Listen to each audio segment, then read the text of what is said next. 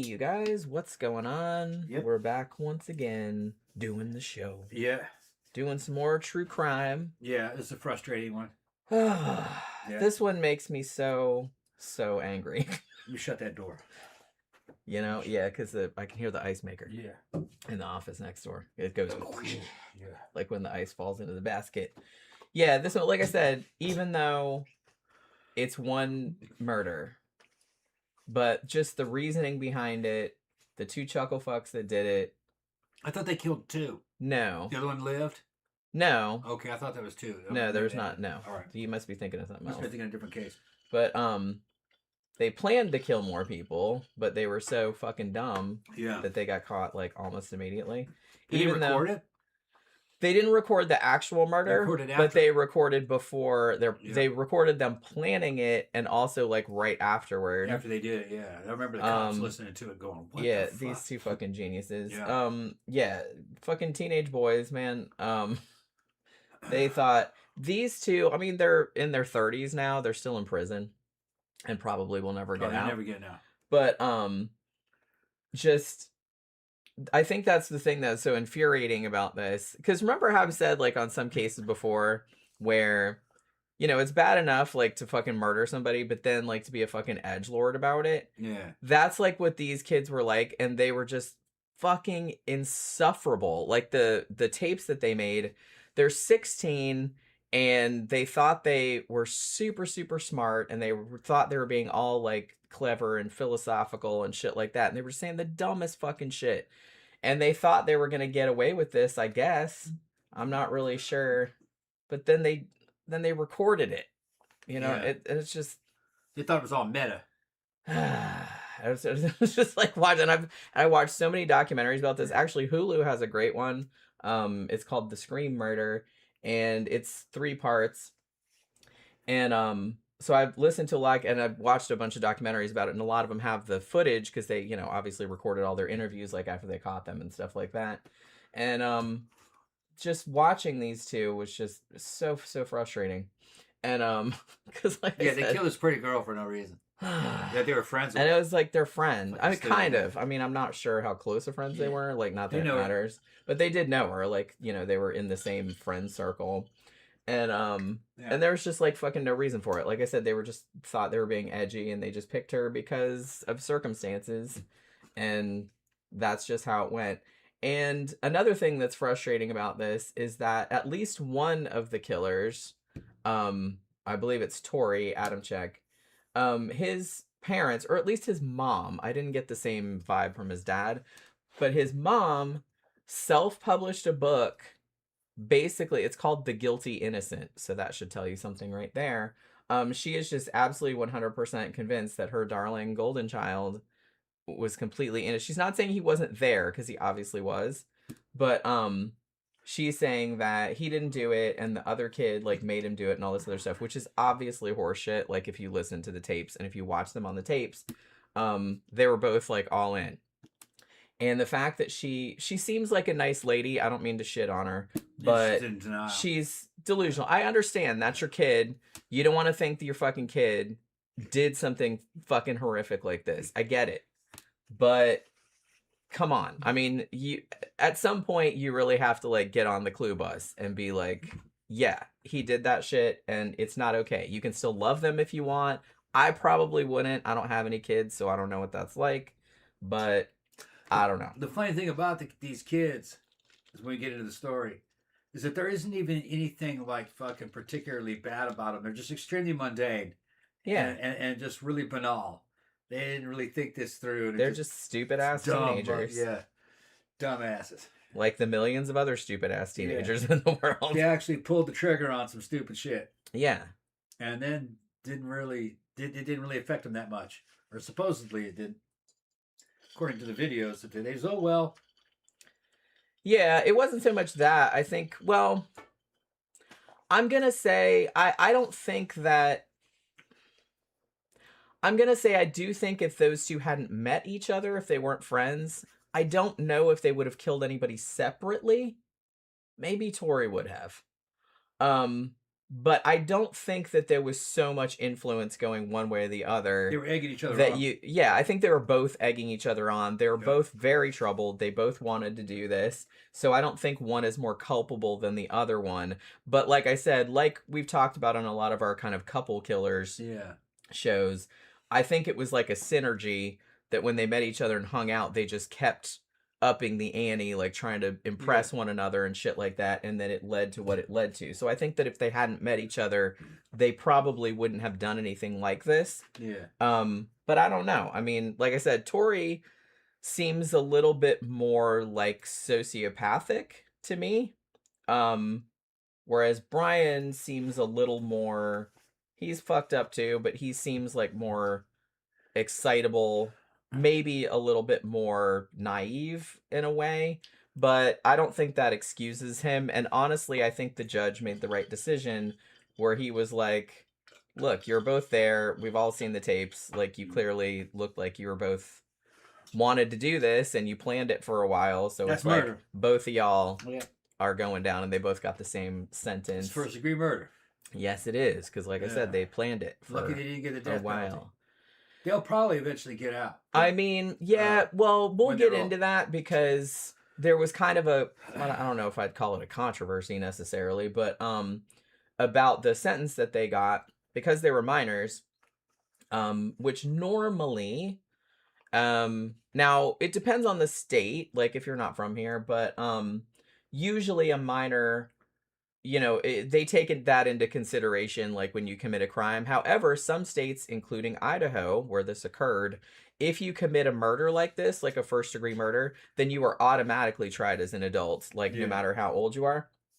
So teenagers can be, but I don't think they would give them the death penalty. However, in this case, they gave them life without parole, and there was some controversy about that because they're like, oh, they were just kids and blah blah blah. They have appealed many times, and I don't know if they have any appeals left. But I doubt they would get out, but I don't know. The Hulu documentary is actually quite new. It just came out like a few months ago. I think it's 2026. So it actually has interviews with both of the guys who, like I said, are in their 30s now. And like I said, I always felt like Brian, even from the beginning, like expressed a lot more remorse than Torey did. Torey wouldn't really take any responsibility until fairly recently. He seems to have taken responsibility now, or at least he did in the interview that I saw on Hulu. But for a long time, he was trying to sell the narrative along with his mom and her book, that Brian had talked him into it and he didn't do anything and all this other kind of shit. But it seems like he's kind of gotten, like, he's kind of realized what he did now, but he always struck me as the more sociopathic of the two. But I don't know. Like I said, I'm kind of glad that they put them both away, and I don't think they should ever be let out. Yes, they were just teenagers, but that doesn't mean anything, and man. yes, you're not the same person when you're 35 as when you were 16. I get that, but it's just kind of like, yeah, that could be okay if you just did some kind of minor fucked up shit, like most teenagers do. Stealing something. But yeah, like stealing or some bullshit like that. You know what I mean? Like a lot of teenagers do that kind of stuff. This is a whole other level. Yeah, like that little girl that was running around cutting little boys' dicks off and strangling them to death. No, you kill that girl. Mary Bell. Yeah, no, you kill that girl. Yeah, that's messed up. I believe in the death penalty. And she was 10. Yeah, I believe in the death penalty. That girl was not right. Yeah, I believe the death penalty for children in certain cases. Just because they're children doesn't mean you can't eliminate them. If there's something really wrong with them, it's like euthanasia. But a 10-year-old girl she's a serial killer doing this shit to little boys, no, kill her. I mean, yeah, I kind of feel like something that extreme, I'm not sure that's ever going to get better. You're not going to fix that. I don't think you can fix it. No. And why would you want to fix that? Yeah. Like, you could never really trust them again. You know what I mean? That's what I'm saying. No. I think in the Soviet Union, I think you can get death penalty at 13. That was how Stalin killed a lot of them. Yeah, I'm not sure what now I think, like I said, I don't think they would give a minor the death penalty unless it was like super extreme circumstances. And I don't even know if they would do that nowadays, but well, I mean, back in the day they would, because I know there were some kids that were like 13, 14. Well, certain civilizations are not in a civilized state. You know what I mean? Where packs of, like, there were, in Brazil, there were packs of little kids, orphans, because they didn't have abortions. So there's packs of orphans running around 10, 11 years old, and they were killing each other and killing people and stuff, robbing people. And couldn't legally give the death penalty, so the cops killed them. That was in Rio de Janeiro. They found a whole bunch of little skeletons at the bottom of a damn bridge, where they were throwing them off a bridge. That's how they did it. And that was going on during the 80s. You know, just cops just dealt with it however they could. What were they gonna do with them? Yeah, they couldn't even. The kids were killing each other, you know, and killing people just to steal wallets and stuff. And if they locked them up, they'd release them just weeks later. They'd be right out there doing it again. So the cops, just like vigilante justice, they'd take them to this bridge and throw them over a bridge. There was shit like that. The Soviet Union was even worse. I think 12, 13-year-olds were getting accused of treason against the state, but they would do it to get parents to comply. You know what I mean? Like, if somebody was giving the state a problem, they would just show a death warrant to one of their kids, like, your kid's a traitor, you better do what we say, or, you know, they would do shit like that to them. It's just certain civilizations are just fucked up. You know. Tanya says, "Oh my God, Jenny, I love your top. Thank you very much. I've worn this before. Yeah. This is one of our old shirts that because I made this design. Like, I made this back when Tom still had hair. Yeah, but I printed it, and I still had. I printed it out. Yeah. And that now CB says, if I remember correctly, they left her body on the road in her underwear. No, that's not correct. She was actually killed in. It wasn't her house. It was actually her aunt and uncle's house. But she was just found dead in the living room. And fully clothed, as far as I recall. Yeah, I don't think there was a sexual element to it. No, she was not sexually assaulted. That wasn't the. It was just a thrill killing, was what it was. Yeah. Granther says, question: does watching horror movies cause some people to kill, discuss, and debate? Yeah, I think that there is a little bit of that around this, just because these two asshats that did this were really, really, really into the movie Scream and wanted to kind of like replicate it in real life. But the thing about it, they were also big fans of the Columbine shooters, so that should tell you some shit right there too. But here's the thing, you know, and this is what I'm always gonna say. Look, I love horror movies. I have ever since I was a child, and millions and millions of people watch horror movies and love horror movies, and like hardly any of those people ever go on to do anything bad. Matter of fact, in my experience, and I know this is anecdotal, but people that are really into horror movies or horror media are usually the nicest fucking people that you would ever meet in your whole life. It's just kind of like people that are into like death metal and shit like that. You'd think they'd be like these horrible, they're like all mean and everything, but they're not. It's like usually just like the opposite.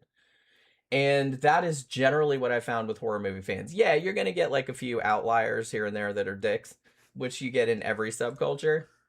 But to be honest, I kind of feel like dudes like this, they're just messed up to start with. And maybe in some aspects that, like, you know, that makes like horror movies or certain kind of things like appeal to them, but it doesn't make them do it. They would have done it anyway. Most horror movie fans are nerdy. Yeah, like I said, and most of them are like super nice and would never, and as much as, and I love fucked up horror movies too, and it's like, and I will laugh my head off at like heads blowing up and shit like that, but it's just kind of like, I would never do anything like that in real life. Holy crap. I can't even kill a fucking spider, okay? That's how bad I feel about it. So it's just... It's like Conrad Lent. He's the lead singer of Venom. I mean, you read a Venom album, man, it's all sounds satanic and shit like that. They don't believe in any of that. No. They go, man, I don't go around killing virgins and... No, of course not. Going out to the graveyard and calling up demons. This is just like making a horror movie. Yeah, it's just fiction. It's just fun. Yeah.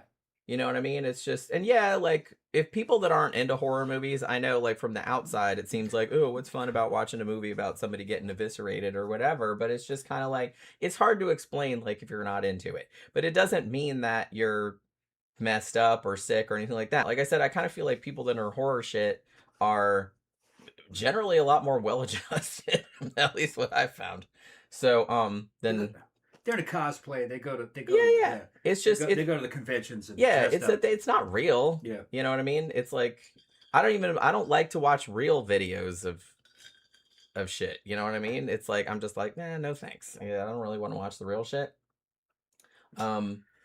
But, you know, I'll watch fake shit all day long, and it's super fun. So these two assholes, they had other issues. Honestly, I don't know what they were. Like I said, I'm pretty sure, I don't know, I'm not a psychiatrist, obviously, but Torey seemed to have, like, pretty standard, like, sociopathic tendencies. But they didn't have any obvious red flags in their past. Not that anyone noticed anyway. It's like they seemed pretty normal. Their families were normal.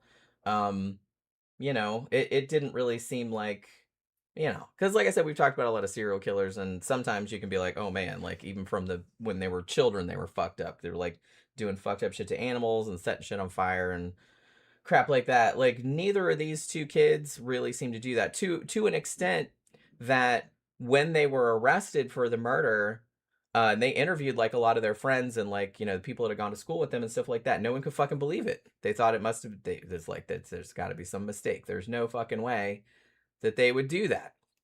So in a way, I kind of understand like why his mom is still kind of delusional about Torey, about why he was innocent and shit like that, because a lot of people just couldn't believe that they would do something like that, but they did. They did. Obviously, you guys didn't know them as well as you thought you did, or there was a side of them that they weren't showing to you that came out on those tapes. But yeah, I absolutely am not one of the kind of people that thinks that horror movies or any kind of or video games or anything like that like makes people do things. You already wanted to do those things. You're just using that as an excuse, you know? I think is all that it is. It's not going to make you do something you didn't want to do anyway. They're not that fucking powerful. So yeah, you want to like kind of fucking get into it. What you? John Gora says boys are violent. It's just a question as to how it's directed. Yeah, I mean, to a large extent, I think that's true. I mean, they are for sure like more violent than girls are in general. Like I said, not always the case. There's some psycho chicks out there too, even kids. But as a whole, yeah, boys do seem to be rowdier, more rambunctious in general. And if they don't have an outlet to direct that, then yeah, it can sometimes go awry, as we see here. But yeah, let's see what somebody says.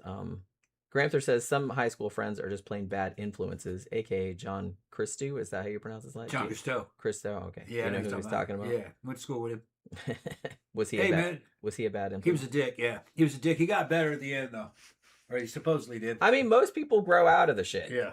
But, you know, like I said, who's to say if these two hadn't killed anybody, they might have grown out of being like irritating edgelords, but they did what they did, so shit, man, me and Steve were a horrible influence on each other. But it wasn't violent, though. Yeah, that's a completely different. Yeah. It was just thrill-seeking. Yeah. Let's just see what we can get away with. Got away with a lot of shit. You were there. Kieran says, watched a documentary today about the James Bulger killing. Yeah, we did a show about that a while back. That was a fucked up case. That was those two boys in the UK that lured that little kid away from the mall. Yeah, and killed him. Huh? And then killed him, like, hit him with, like, smashed him with a rock or something, like, and left him by a train track. Yeah, that was some weird shit. Just because they wanted to? They wanted, yeah. Like, they didn't really... I don't think they really even thought about it. They just... Yeah, they didn't seem to.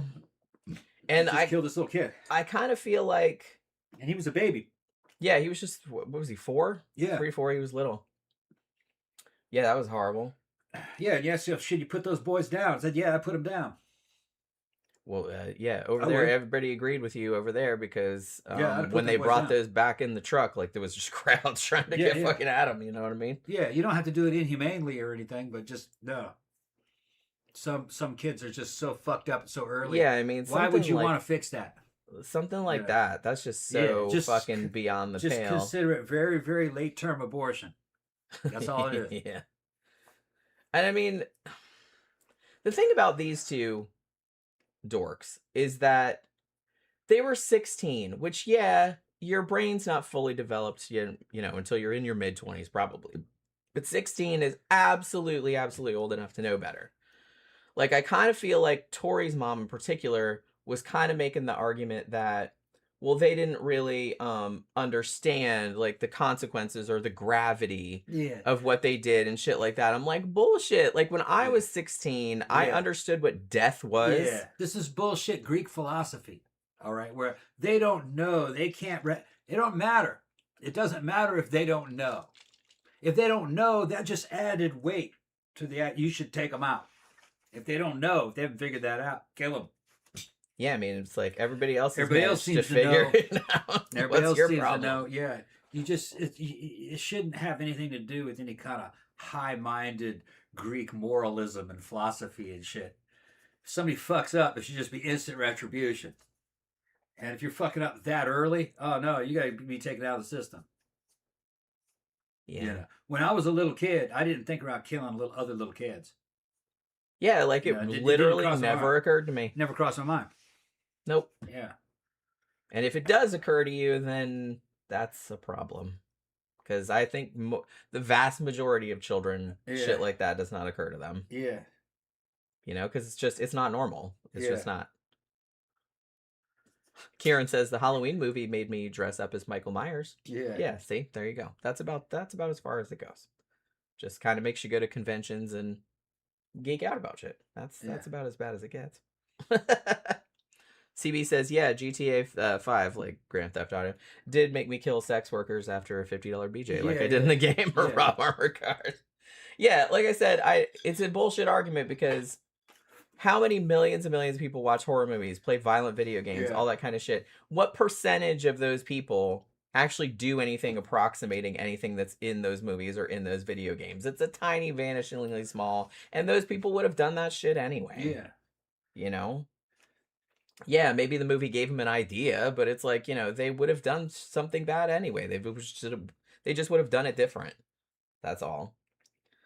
So, you know, so I don't think the movies made these two assholes like do this. They just wanted to do it. They were planning it for a while. They don't know exactly how long they were planning it, but I mean, they'd clearly been thinking about it for a while. Yeah. And I think somebody mentioned, I don't know if this was this case that you're talking about, and I think I forgot to put it in my notes, but I'm 90% sure, and I can't remember where I heard this, 90% sure that one of these kids, you know, they're not kids anymore, but they were kids at the time. I think it was Torey. Like one of the, when they searched his house and took his computers and shit like that, pretty sure they found kitty prawns on there. But that was one of the, like I said, don't quote me on that but I'm pretty sure I heard that someplace. And I think that was one of the basis of one of his appeals or something like that, or he was trying to get the conviction thrown out because it's like, oh, well, they had a search warrant for the house and they didn't say they could take my computers, and they took my computers and they found the shit on it, and you weren't allowed to take them in the first place, so that shouldn't be used against me, and yada yada. But you know, I'm not sure of all the details, but I'm pretty sure I heard that like on one of the documentaries. So if that was the case, then that just adds another layer of fucked upness to why you should probably never let this kid out. You know what I mean? So, all right. So, Gramthers asks, who was the worst influence, you or Steve? Oh man, me and Steve were mutually a bad influence on each other, but I don't, you know, it wasn't that bad, you know. Like I said, you didn't kill anybody. We didn't kill anybody, didn't hurt anybody, didn't go to jail, or we didn't even really break any laws. I don't think. Well, we break a few laws, but little shit. Little shit laws. Yeah, little shit. But it was mostly just bad influence on each other behind girls. You know, just egging each other on to do stuff. You know, like dating the same girls at the same time. You know, just which is was wild. I mean, which is not even a big deal, really, in the grand scheme of things. Back then, it was. Yeah, but I mean, now nobody would think twice about it. Yeah, we were all just open dating. Yeah, like I said, not weird, especially as high school students. Yeah, we'd call some girl and fucking talk to her on the phone, passing the phone back and forth, go get her and shake her ass down. They loved it. Yeah. Then the next time she come back, bring her friends.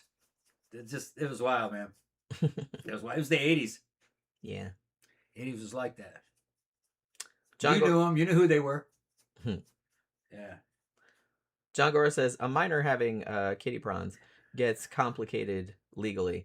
Yeah, that's what I'm saying. It's just kind of like, I'm not sure what the content of the material was, so I can't really say. I will also say too that, and I'm not sure if he had said this prior, but on the Hulu documentary, there was an interview with Torey and from jail, obviously, and he said that one of the things that was fucking him up as a teenager was that he was gay and he thought he didn't want to tell anybody. Like, he was afraid that his parents would flip out, so he wasn't telling them. And so he's come out now, but I was just kind of like, I don't know. I don't know if that's true, and if he is just trying to get a little bit of sympathy, or he's trying to like explain like why he was having such a hard time. I don't know. I'm not really sure. I don't know. And I can't remember if it was Torey or Brian that said that. I thought it was Torey, but I could be wrong. But like I said, that was just on the Hulu documentary. Grant was in there talking about how good 1987 was. 1987 was something else, bro. We'd have the whole... You could go to the drive-in theater down there. What was the name of that drive-in? Man, every fucking car in that theater would be bouncing up and down. I don't understand how all those girls didn't get pregnant. They probably it was wild, man. Were probably on birth control. Yeah, I don't think they were. Yeah, we got people from fucking Norway. Fucking the United States in the late 80s in the drive-in theaters was like the underage love motel. Yeah, because you weren't old enough to get a motel, so everybody went to the drive-in theater. The whole drive-in was fucking. It was wild, man. Feet sticking out windows and shit. Car windows all fogged up. People waving to each other across the cars. It was wild, man. All right. So, are we ready to get on? American Military said, I'm so happy you guys are doing this topic. I watched hours of interrogation footage of these two dorks. Yeah. It just made me want to punch the screen. Like, really, I cannot stand edgelords. And, like, these two were, like, the edgelordiest edgelords that ever edgelorded. Seriously. And they thought they were so smart and so badass. And it was just, ugh. It was just cringeworthy. I was just, like, my skin was crawling from, like, secondhand embarrassment. Like, watching these two idiots, like, driving around yakking about serial killers and how all these serial killers that they idolize, like Ted Bundy and the Hillside Stranglers, and it's like, oh, those guys are amateurs, like, compared to what we were gonna do and stuff. Like, I'm like, what, get caught in 5 minutes? Okay. Yeah. That's like, go you. Yeah, it's just, it's infuriating. But yeah, there's lots and lots and lots of footage of interviews with them. And it's kind of satisfying because you can tell that they had a story down, like, for if the cops asked them anything. And they actually had the story down, like, pretty good. But then you could kind of tell, like, as the cops were, like, not buying it at all. And you can kind of see, like, in their faces, like, as they realize that their ass is grass, you know what I mean? And they're just kind of like, I don't know, like, you know what I mean? And I was just like, did you guys ever, you fucking master criminals, did you ever, like, think, like, they had, like, all these plans, like, they're gonna do this, that, and the other thing, which we'll get into, but then they didn't even just do the most rudimentary, like, follow-up on that. You know what I mean? I was like, did you just think you were gonna get away with it? Or there's some of those, like, criminals that think that the cops are stupid and they've never seen this before and that they're fucking geniuses, and they just come up with the dumbest shit and, like, yeah, that's right. And I don't know. It's just, like, really funny to me. But at the same time, like, I had a hard time watching them, especially Torey. He seems to talk okay now, but it's like when he was a teenager, he had the most grating voice. Like, it just, oh, it got on my nerves, like, so bad. Like, his fucking condescending, he had this real condescending, nasally kind of, ugh, it was like fingernails on a chalkboard. But yeah, all right, so let's talk a little bit about the poor girl at the fucking center of this who did not do anything to deserve this at all and was just like in the wrong place at the wrong time, I guess. So her name is Cassie Jo Stoddart. She was born December 21st, 1989. And she was actually born in Pocatello, Idaho, where she lived her whole entire life and where she was murdered as well. So she, lived there her whole entire life. Now, her family was pretty, working class. It's a pretty small-ish town. I think it's about 50,000-ish people, or it was back then.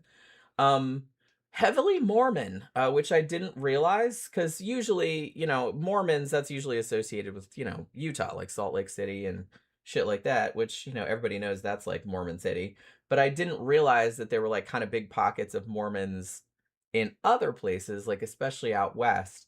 And apparently Pocatello, Idaho is one of those places. And I believe that Brian Draper's mom was a Mormon, I think. Maybe some of the other ones were too, but I think she was the only one that I saw was specifically like so I don't know if Cassie Jo's family was Mormon or anything, but this town was like kind of was Mormony, you know what I mean? Not that it matters one way or the other. I just thought it was kind of interesting. So Cassie was actually she was a junior in high school, quite a popular student, straight A student. Really nobody had a bad word to say about her. They said she was super sweet. She loved animals. She loved to draw. Really into music, and not really a troublemaker. You know what I mean? She was very, very conscientious, very responsible. Wasn't into drugs or partying or anything like that. She was just, a good girl, and like everybody liked her, and had like a really big friend group. And she also had a boyfriend named Matt Beckham, who was also 16. And at the time of her death, they had been dating for about 5 months. He seemed like a nice kid, although we'll get into because he was a suspect for a little while too. But he seemed like a nice kid. And the fact that she was so responsible, as a matter of fact, was one of the reasons that she ended up being where she was, like when she got murdered, because her aunt and uncle were going away for the weekend. Frank and Allison were their names. And they were going away. They were leaving Friday night, which was September 22nd, 2006. And then they would be back on Sunday, like they were going out of town.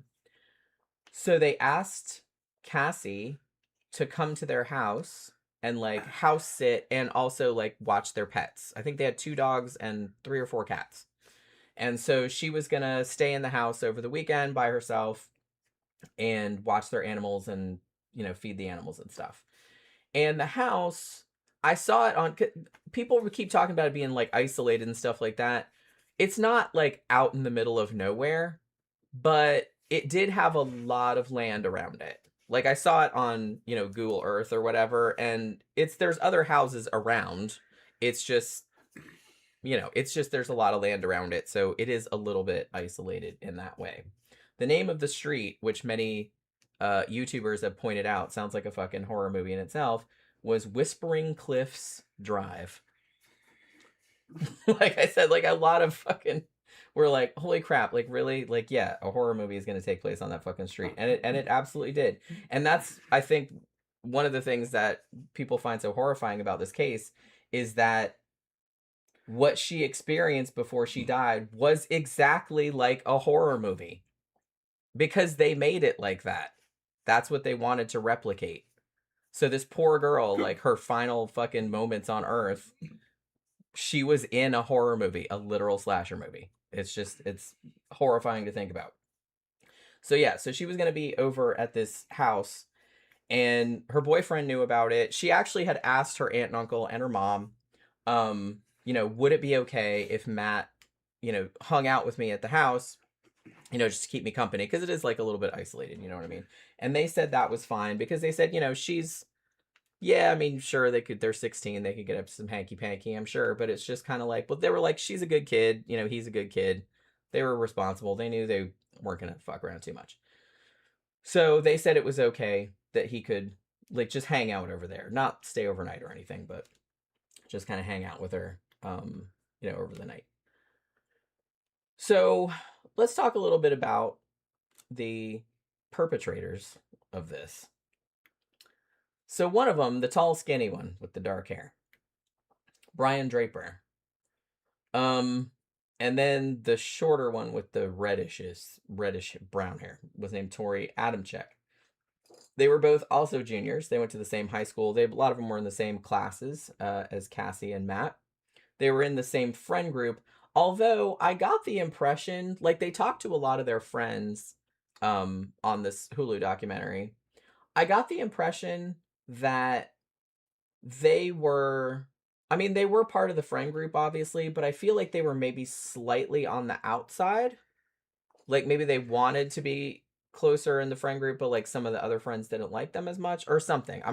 That's just the vibe that I got because, and one of the reasons I'm saying that is because Brian took a video of Cassie at school, like the morning before they killed her. And he was like, hey, you're on camera, like say hi or whatever. And the way that she looked at him and was like, hi, like get the fuck away from me, you annoying little twerp. That was just the vibe that I got. I don't know if she likes them all that much. You know what I mean?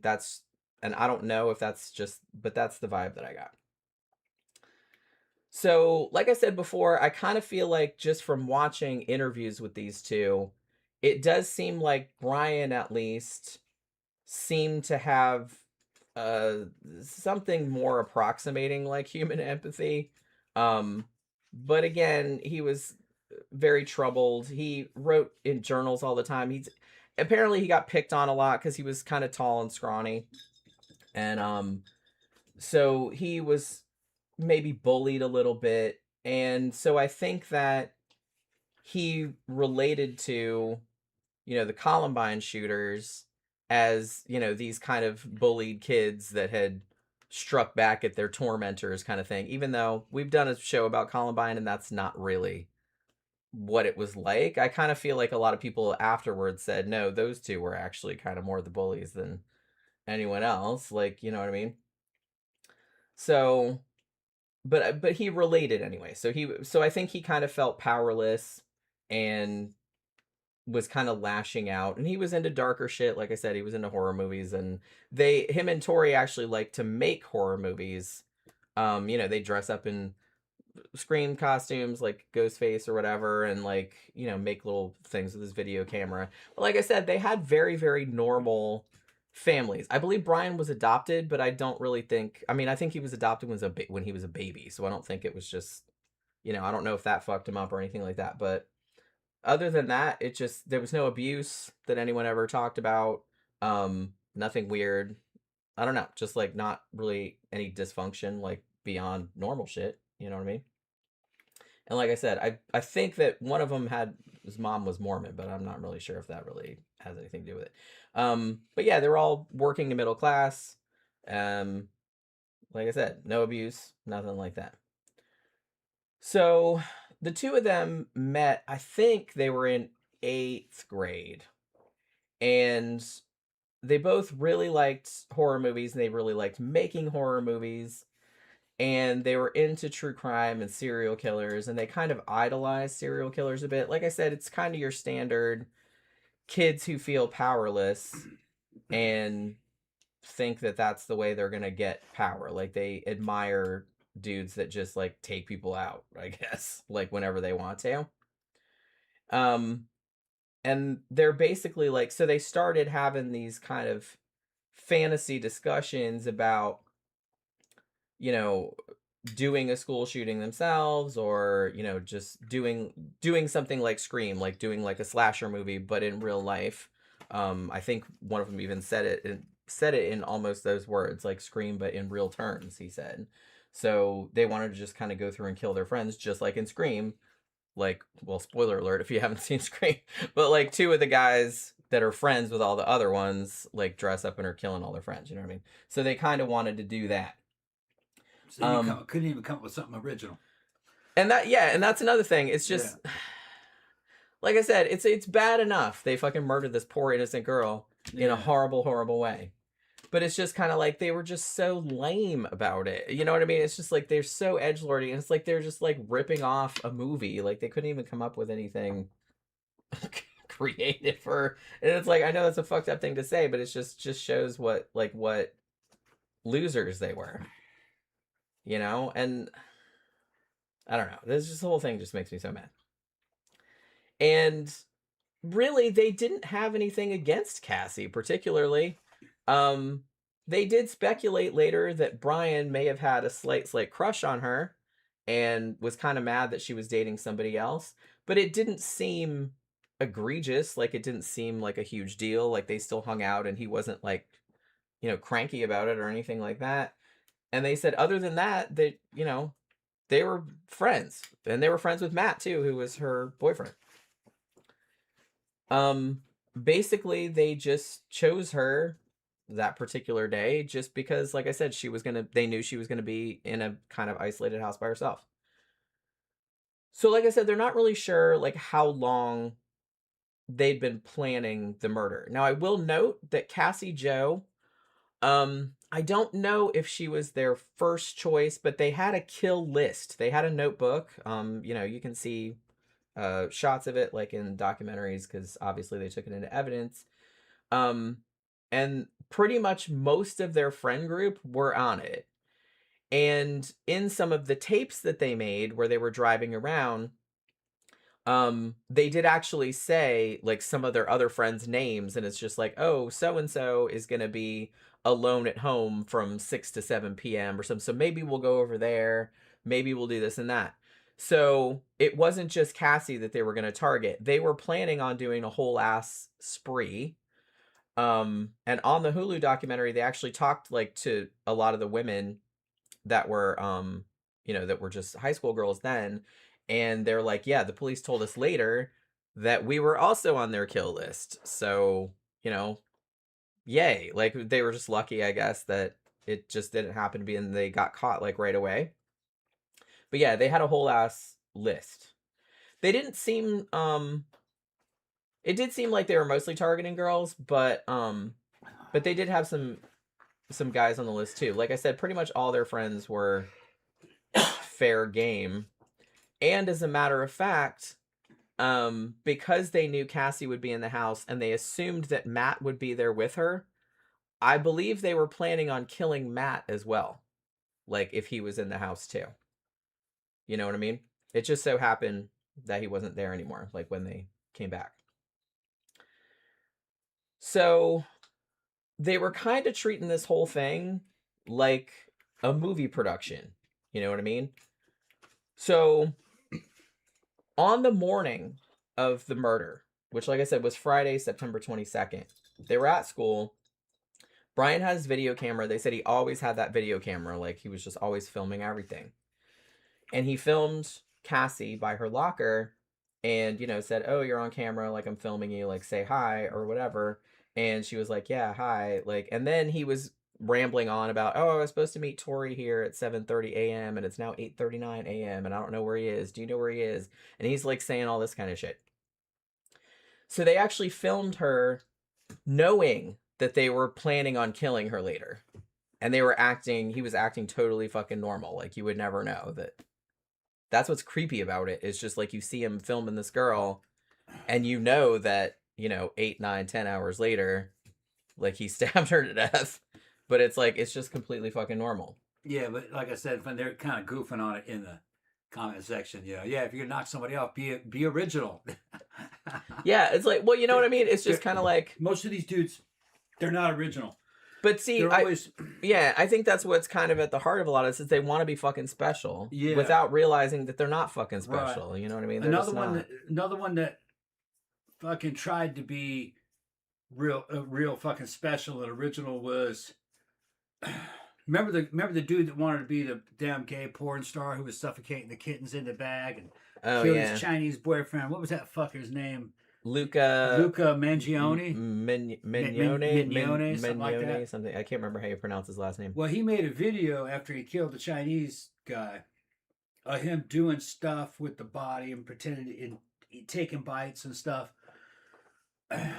But horror aficionados have watched that video, and they were kind of like expecting some wild shit. They said one of was cheesy, and everything he did, he got from other horror movies. Yeah, movies. He was trying to ape he was just trying to be like something out of a horror movie. It didn't, and they were like they were riffing on him. They were like, he went through all that shit. He's done all this fucking weird shit, and he's still not even original. He's copying things that he saw. Yeah. In movies. And it's because a lot of these dudes just, their higher functions aren't there. And people that don't have any higher functions have a hard time being creative. Yeah, they can't create anything new. Yeah, so they just like parrot. They parrot something else that they saw that they thought was cool. Yeah, and that's definitely what these chuckleheads were doing, because it's just kind of like, I don't know. Like I said, they have all these fucking stupid ass ideas, and they just wanted to recreate Scream because they loved it so much. But like I said, I kind of feel like dudes like this, like killers like this, they don't have any sense of their own identity. So they're always looking to something outside that they can put themselves to give them an identity. And I think that's why they're so susceptible to this kind of shit, where, you know, they see something they think is cool, you know, like a horror movie or something real, like the Columbine shooting. And, you know, Brian even wrote in his fucking journal that he wanted to like hang out with the Columbine guys, like, oh, maybe I'll meet them someday. I'm like, pretty sure they're dead, but maybe he meant they killed each other. Yeah, I think from what they were saying, like on their tape, these two, I think they were planning on doing a school shooting thing and then killing each other at the end of it, the way that the Columbine shooters did. So whether they would have actually gone through with that if they hadn't been caught, I don't really know. But they did seem like they idolized those dudes. And like I said, Brian even said in his journal, like in his diary, that he wanted to hang out. He wished he could go back in time and like hang out with them. And like he idolized them and he thought about them all the time and shit like that. Which, like I said, not fucking right. That's not fucking right.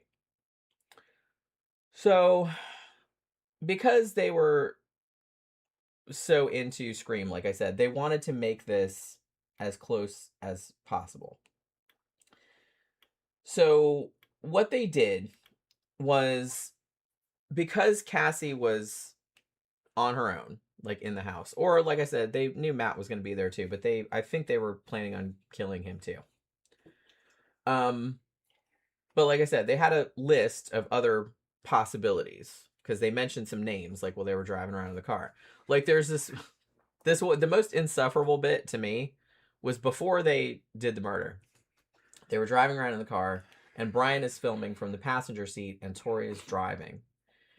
And Torey is like giving this stupid fucking philosophical.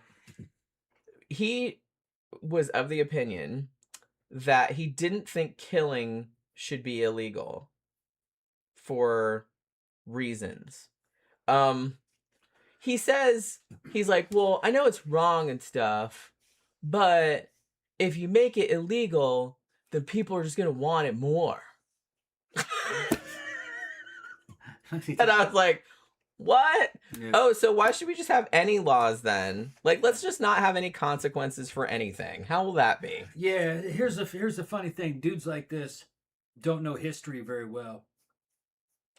Because even in the United States here recently in the 1800s, there were lawless regions. Regions that were under control of, say, Native American tribes. But just because they weren't under the white man's law didn't mean you could do whatever you wanted. Oh man, if you crossed those Indians, you would suffer a fate worse than death. They'd tie you to a tree, scalp you alive, tie you to a tree instead of fire around a tree, chase you around a tree, and burn you alive, basically. Or worse. Try to cook you alive. So even when killing people was legal, if that's the way you want to put it, you weren't free from any kind of repercussions. The repercussions were worse because you didn't have a legal system protect you during trial. There wouldn't even be a trial, and And the sentencing phase was just whatever they wanted to do to you. So the punishments were always cruel and unusual. Always. That's how humans handle it. So he doesn't know what he's talking about. Well, obviously. No idea what he's a 16-year-old idiot. 16-year-old idiot. Yeah. Who thinks he's smart, which is, there's nothing worse than a stupid person that thinks human beings in the wild, living by law of the jungle. Just look at the Native Americans. All right? You couldn't just do whatever you wanted there. You crazy? Yeah, in general, you can't just do whatever the fuck you want. I mean, you can. Yeah, but the repercussions But you're going to get a beat down. Yeah. Fucking right. Sooner Those Indians got later. a hold of you, man. You'd suffer a fate worse than death. Unless you got a lot of money. Yeah. And the Indians wouldn't even care about money. They were honor culture. Well, you couldn't buy your way out of a revenge thing. No. They'd take your money and then they'd kill you. John Gora says, there was a case in the early 60s when some freak, after seeing Psycho for like the 7th time, butchered his grandma he lived with. Hitchcock quipped he should also be charged with plagiarism. Mm-hmm. Yeah, see?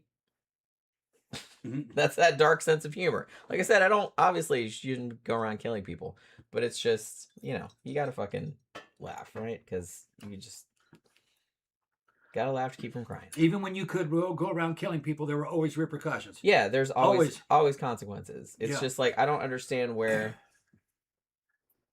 this kid, his whole, his reasoning was very muddled, obviously. One of the things that he said was like, oh, well, he figured out that God didn't exist when he was like 10, which I was like, okay, me too. You're not special. And so therefore, morality didn't exist.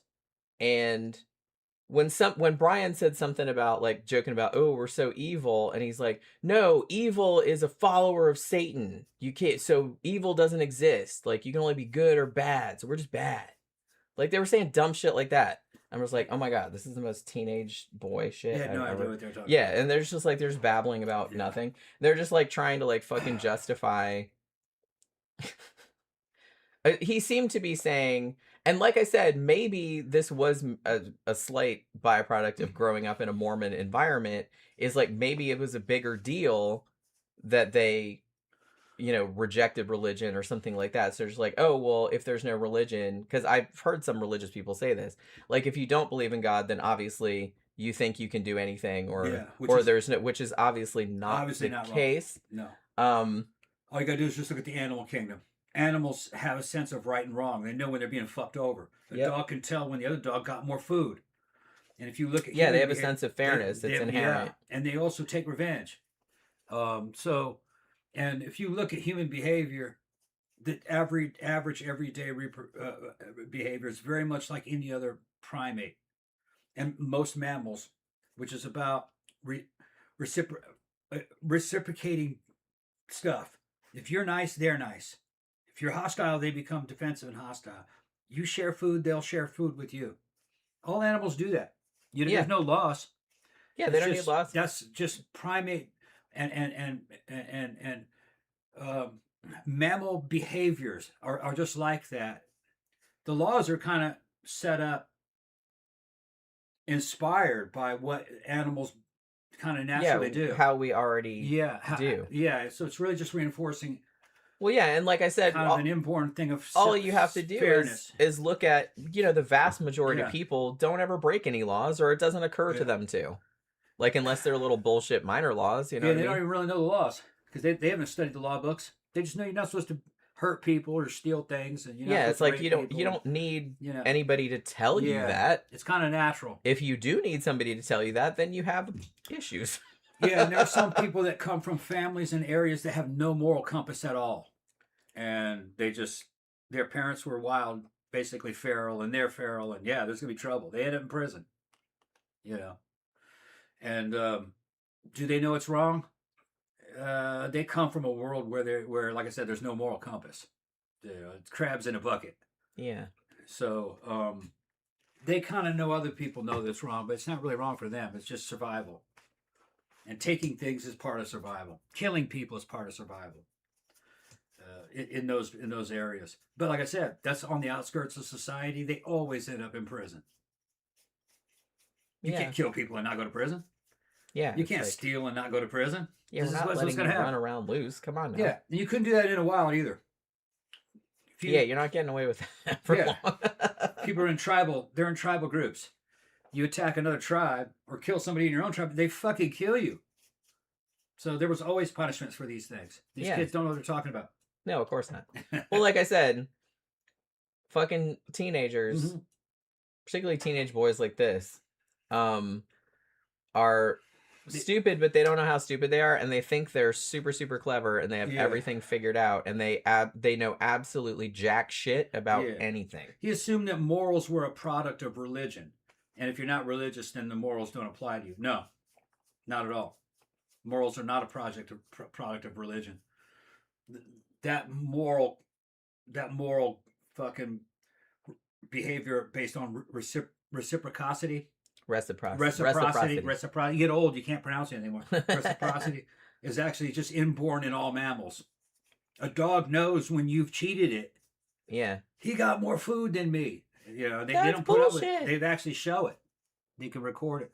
And primates even more because their perception and acuity is a lot better. So they know when they're fucked over, and they will get even with you if they can.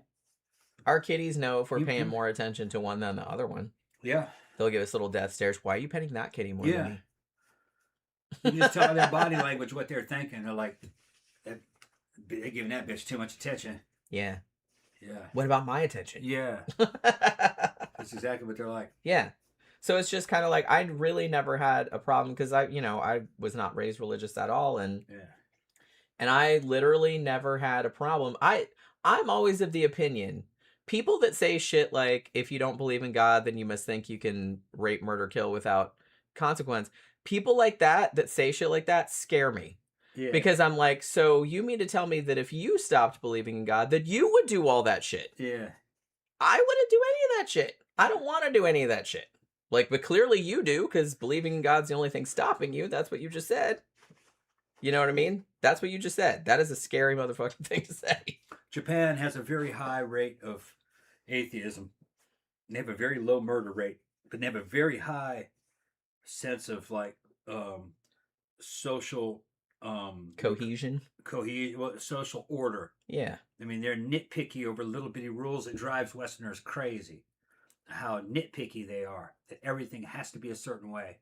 You must act a certain way on the subway. You must do this. You must give your boss a present on his birthday. Just weird shit like that. Well, they're very everything's community oriented or like oriented toward others. Right. Like, you know what I mean? Kind of keeping the wheels greased. Right. So that exists whether you're religious or not. Yeah, you don't need religion for that. Yeah, and Japan has it even more so than the West, and they're not religious. No. They're just a very strict society. It's based upon rules. Rules that Westerners would think are silly. Yeah. You know, some of the rules I get, like I said, if you come at it from a perspective of we're trying not to step on each other's toes. Yeah, it's a high population density. Yeah. Stuff like that. So a lot of the rules make sense in that from that perspective. You know what I mean? Where, Westerners or Americans in particular tend to be a lot more individualistic, which in some ways kind of bites you in the ass because then everybody goes around thinking they have main character syndrome and they think everybody else is NPCs. So they're just going around doing, I'm going to do whatever the fuck I want to do. I don't care what it does. Like, there's assholes like that walking around that'll just like do irritating shit all day long because they think they're the only person on earth.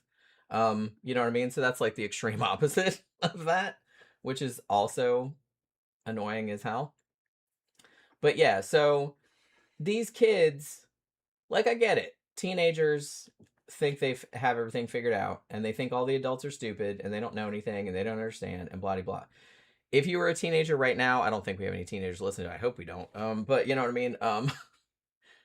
It will happen to you too. Like, look, I'm almost 54.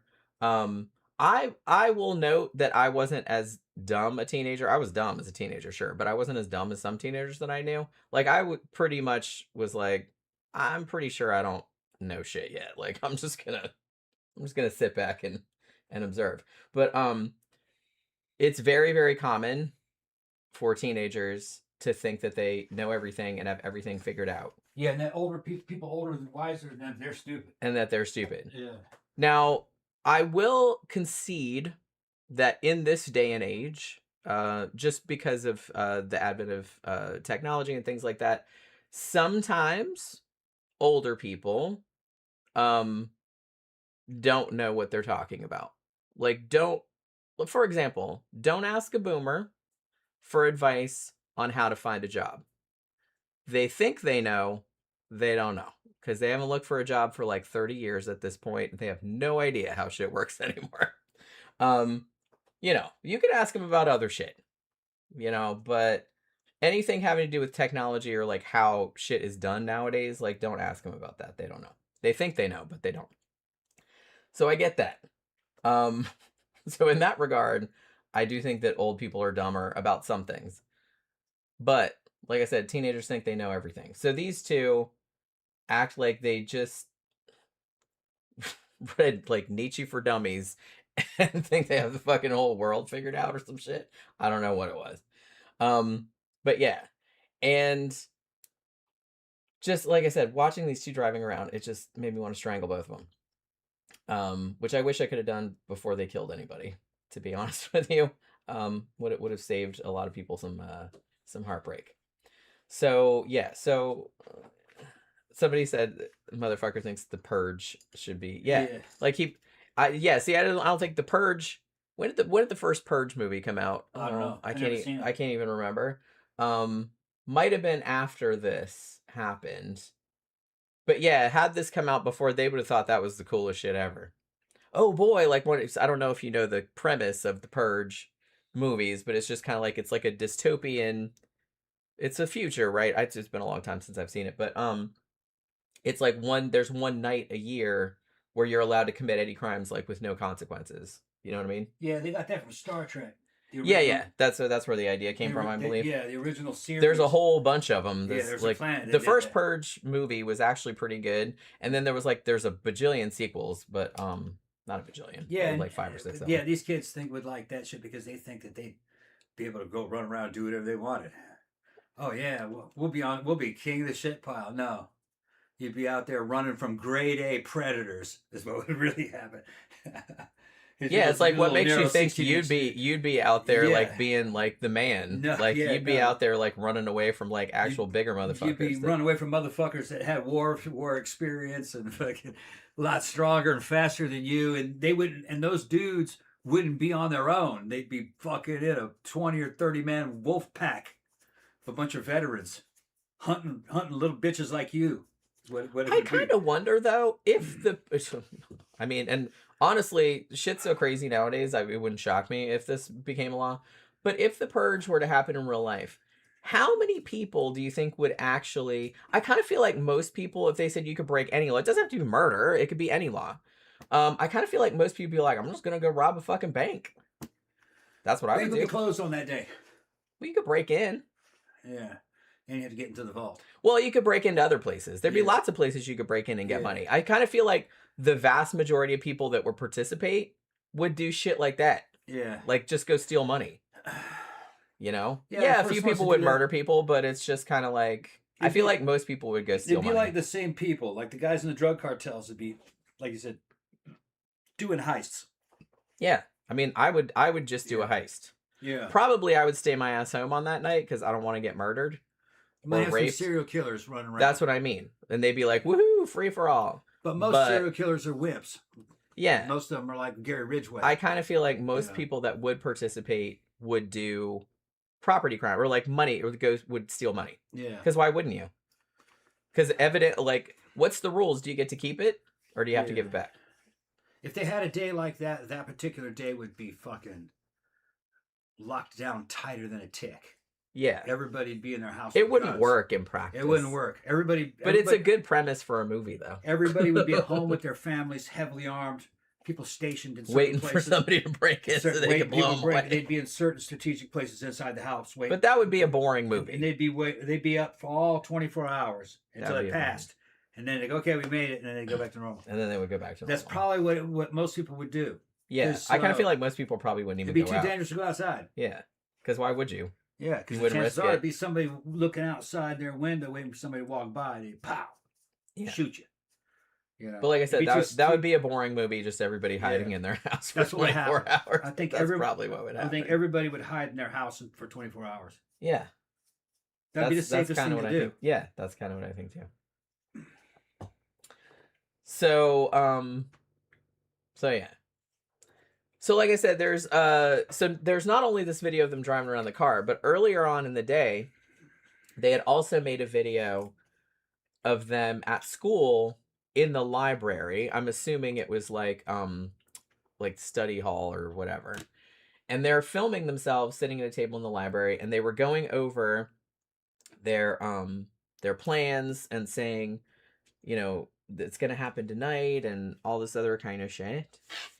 And they were also talking about, they're like, oh, after we do this spree, like, you know, we should top it off with a school shooting. And then they were like miming, like shooting each other, like in the head, like that. Like the Columbine shooters did. And basically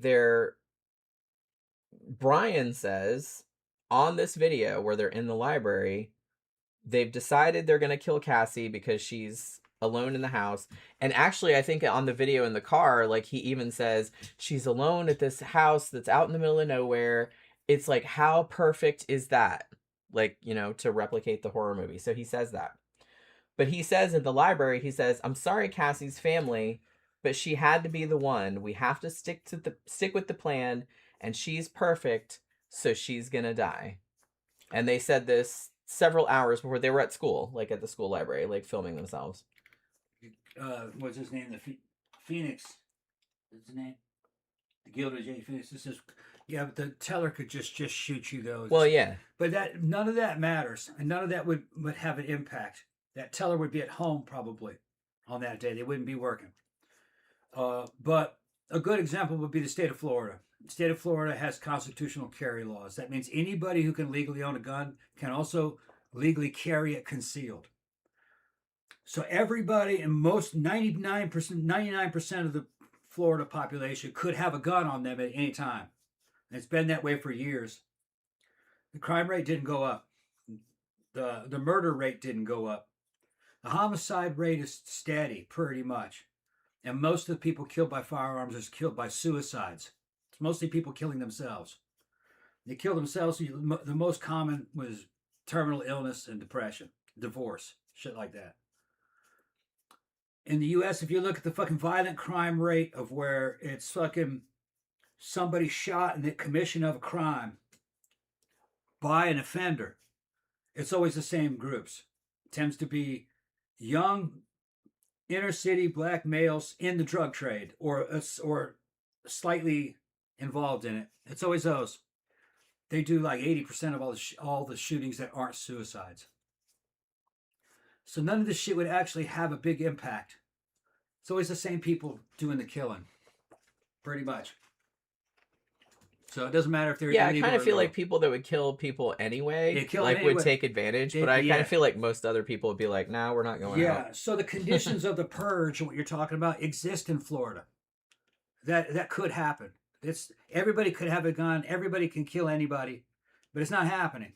Because only a certain kind of person does that. There's not enough of them. Yeah, like I said, the purge, I kind of feel like it's from what I remember, like, because I haven't seen it in a long time, but it's a very nihilistic premise, because it's, you know, saying that, oh, if you got rid of laws, people would just like go buck wild. Yeah, which they wouldn't do that. But I feel like most people probably wouldn't. Yeah. You'd have to change the conditions to make that plausible. You'd have to make it during that 24 hours. In order to keep from dying, you must kill somebody within 24 hours. That would totally change the game. I wonder if any of the later ones had that. Now you have to go out and kill at least one person. If not, you die. You got a body cam the whole way to prove your kill, that kind of shit. If anybody has seen any of the other Purge movies, because I've only seen the first one, because I know they made like a bunch of sequels. Like, did any of them have that premise? Because that would make it a lot more interesting. Make it a lot... Because then you'd have to do it. You'd have to do it, right. You'd have to participate whether you wanted to or not. Yeah. That's a totally... Because like I said, otherwise everybody would be just like, nah, I'm good. I'm just going to stay here and it's not watch some movies on my couch. The average person's nature to go out and kill someone unprovoked. No. They just don't do it. Like I said, I know that you know, and I make jokes all the time about, oh, humans were a mistake and stuff like that. But most humans are fine. Yeah. They're not going to do shit like that. The vast majority do not do anything like that. Yeah, and even these young black dudes in the drug trade, even they, a lot of times, there's some kind of provocation that got them to do that.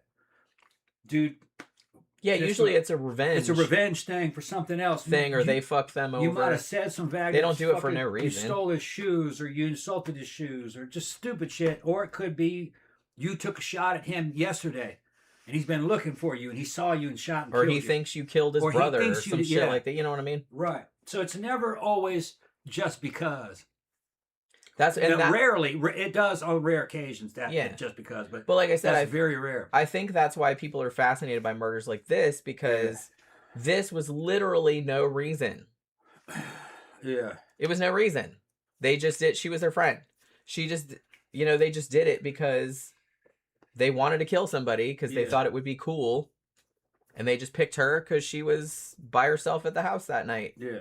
And they thought it would be like a horror movie and it'd be hilarious. So it's just kind of like, so shit like this, to the vast majority of people, is fucking horrifying because there's no reason.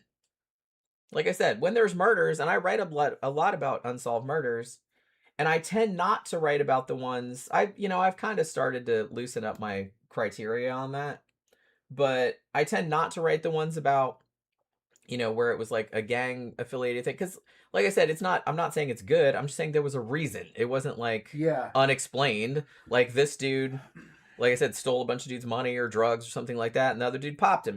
That's not right. It's just, usually, but you understand why it happened. It's usually an ongoing beef. Yeah. They've been fighting for years. You understand why it happened. It's not just like out of nowhere or just some random ass. Yeah. Which is, like I said, that's a lot more terrifying for us, but it's a lot more unusual, too. There's usually a reason. And 99, I'm sure that's not, but it's high 90% of murders, there's a reason. Yeah. I'm not saying it's a legitimate reason, they have, but there is a reason. They have some kind of beef against that person or a perceived beef against that person.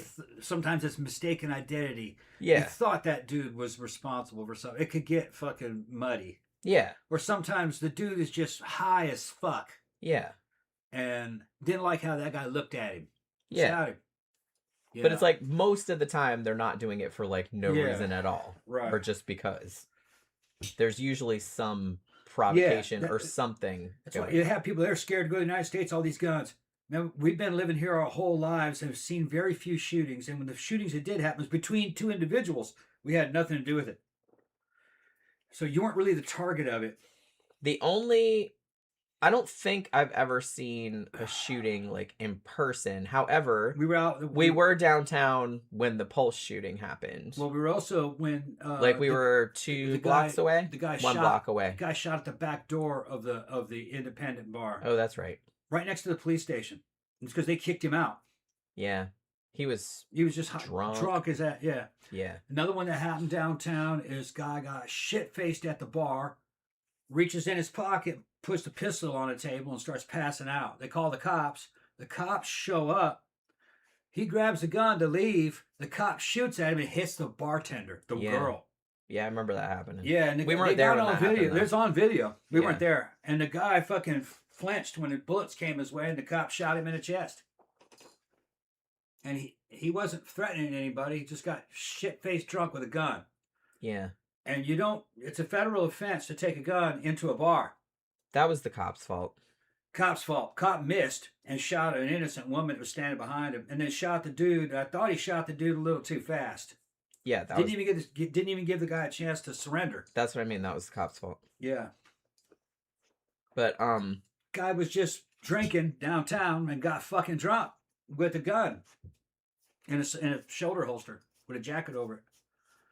And this was in a time before everyone had the right to carry concealed without a special permit. Everyone can do it now. If you can legally own a gun, you can legally carry it. But you can't take it into a bar. That's a federal offense. Yeah, alcohol and firearms are not allowed to be in the same place. Yeah. You're not allowed to take There's firearms. Regulations. You cannot. Which, for obvious reasons. In the state of Florida, you cannot operate a motor vehicle with a gun within arm's reach. Yeah, that too. Unless it's in a holster. It's in a holster, then you can. So that means you can carry concealed with a. I get it. Technically means it could be in a holster on the seat. On the seat next to you. You can do that. It can be in a shoulder holster while you're driving. You cannot have a loose gun in the cab. No. Which, like I said, for obvious reasons. I don't know why. They don't want you to get in fucking road rage and shoot somebody else, probably. Well, yeah, but they don't take. They want to make it kind of harder to get to, I guess. But so it can be in a shoulder holster, so it doesn't. I'm not sure what the intent of the law is.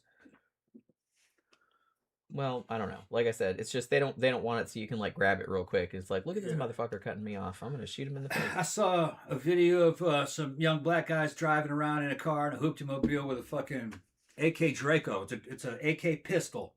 Legally, it's a pistol, but it's an AK-47 short barrel, like a 10-inch barrel, without a buttstock. And they're making a video while they're in the front cab smoking, and technically they thought it was legal, but technically that was illegal. They took a video of them doing that because that wasn't in a holster. Kind of odd.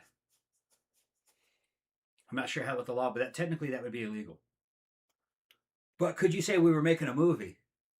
Because they were shooting a film. I don't think they would buy that.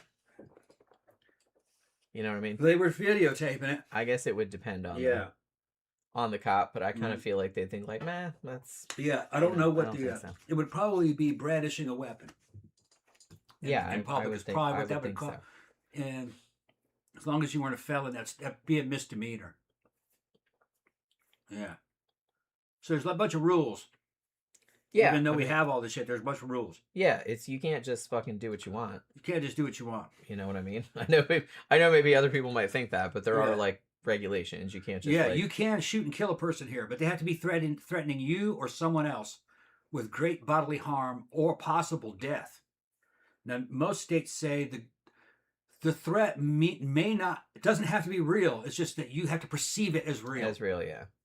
Like, if they're in your fucking house, you can kill them. And if they're in your house, you can kill them dead or shit. They won't do anything to you. Yeah, anybody comes in your house without your permission, any kind of home intruder, our sheriff gets on there and says, please, shoot to kill. If they're in your house, and we don't want to deal with it. We don't want to deal with all this paperwork and incarceration. They tell you that. If they're in your house, kill them. Because we have what's called castle doctrine. If somebody's in your house in the middle of the night, they're not there to rob you. If they were there to rob you, they'd be coming in the day when you weren't there. You must assume they're getting ready to sexually assault and or kidnap you, which that carries a life sentence in Florida. It should kidnapping. If anybody takes you anywhere else, chances are they're going to kill you. So they want privacy. Which I will note too that castle doctrine also applies to your vehicle. Yeah, if somebody tries to get into your vehicle, you can use deadly force. Yes, you are allowed to. It's an extension of your home. So there's no carjackings here. Very, very few. There used to be a lot. Yeah, but they passed that law and carjacking disappeared. Man, my shit's empty. Yeah, because a lot of these people with these guns are women. I'm back on drinking alcohol again. Yeah. So we'll see how it goes. That's only my first one. I haven't drunk any alcohol since last Wednesday. Because that was when I had the issue. So I didn't drink Friday night. I didn't drink Saturday night at the club. I just drank 7-Up. Still had a good time. I didn't really even notice the difference, to be honest with you. It's like it was nice to kind of remember the night instead of the next day being like, what happened last night? I don't really remember. You know what I mean? So it was kind of nice to remember everything. And I didn't drink on the show Monday night either. But tonight I was like, yeah, I'm going to have a drink. And then if it starts hurting again, then I'll know that the pancreas is not having it. You know what I mean?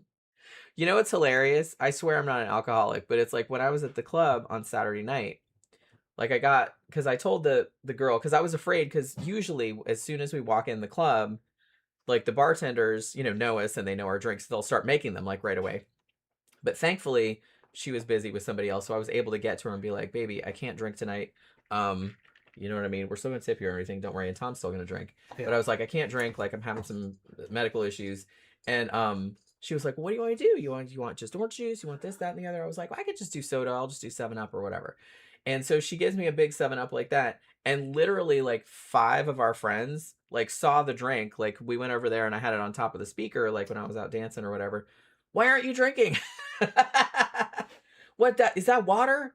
What's the matter with you? You know what I mean? Kind of like that. And I was like, man, it's soda. And I was like, I have a pancreas issue. Like, you know what I mean? And they're like, oh, you all right? I was like, yeah. So it's like, it's okay. I'm having a good time. So, you know, so I just drank soda all night and had a good time anyway. But yeah, I'm kind of scared to be drinking alcohol, but we'll see how it goes. All right. So where was I? Okay, yeah. So they're doing this fucking video, all these videos, like the whole day leading up to the murder. Planning, doing lists. Brian even says at one point, and this is a quote from the video, hopefully this will go smoothly and we can get our first kill done and then keep going. That's what he said. And Torey also says something about the future serial killers that will be watching this video. And while they're driving around in the car, like I said, they were real into, one of them mentioned Ted Bundy and Zodiac and the Hillside Stranglers, because there was 2 of them. But, you know, and then the other one goes, oh, but they're amateurs, like, compared to us. Another thing, too, and I don't know why this stuck in my memory, but they're like, we're getting ready to go kill somebody, and it's like, we're listening to the best rock band of all time, Pink Floyd. They had Pink Floyd on the stereo. Yeah. Like, and then they played it on the stereo. And like I saw a bunch of comments like in some of the documentaries, it's like, oh my god, like don't besmirch like fucking Pink Floyd like that. You assholes like aren't worthy to listen to Pink Floyd. So they're listening to Pink Floyd like while they're driving around talking about killing people. So you know what I mean? 16-year-old kids in 2006 listening to Pink Floyd. I guess that's not that weird. Yeah. Okay. When was it? 2006. Yeah, me and Steve. Well, and Raptors were listening to Pink. Yeah, Floyd, but that was like I was like, yeah, a lot of people were into old. Pink Floyd when I was in high school too, but that was like late 80s. They're still listening to the classics. I didn't realize that teenagers in 2006 would have been listening to Pink Floyd. Some of them have fallen off, but no, my understanding they still like the Beatles. They like all right. They like Pink Floyd. So they're not completely irredeemable. They like evidently the metalheads still listen to Black Sabbath. You know, which there's a lot of Black Sabbath. Yeah. So like I said, I kind of feel like somebody's got to be listening to Led Zeppelin still. Oh, I'm sure.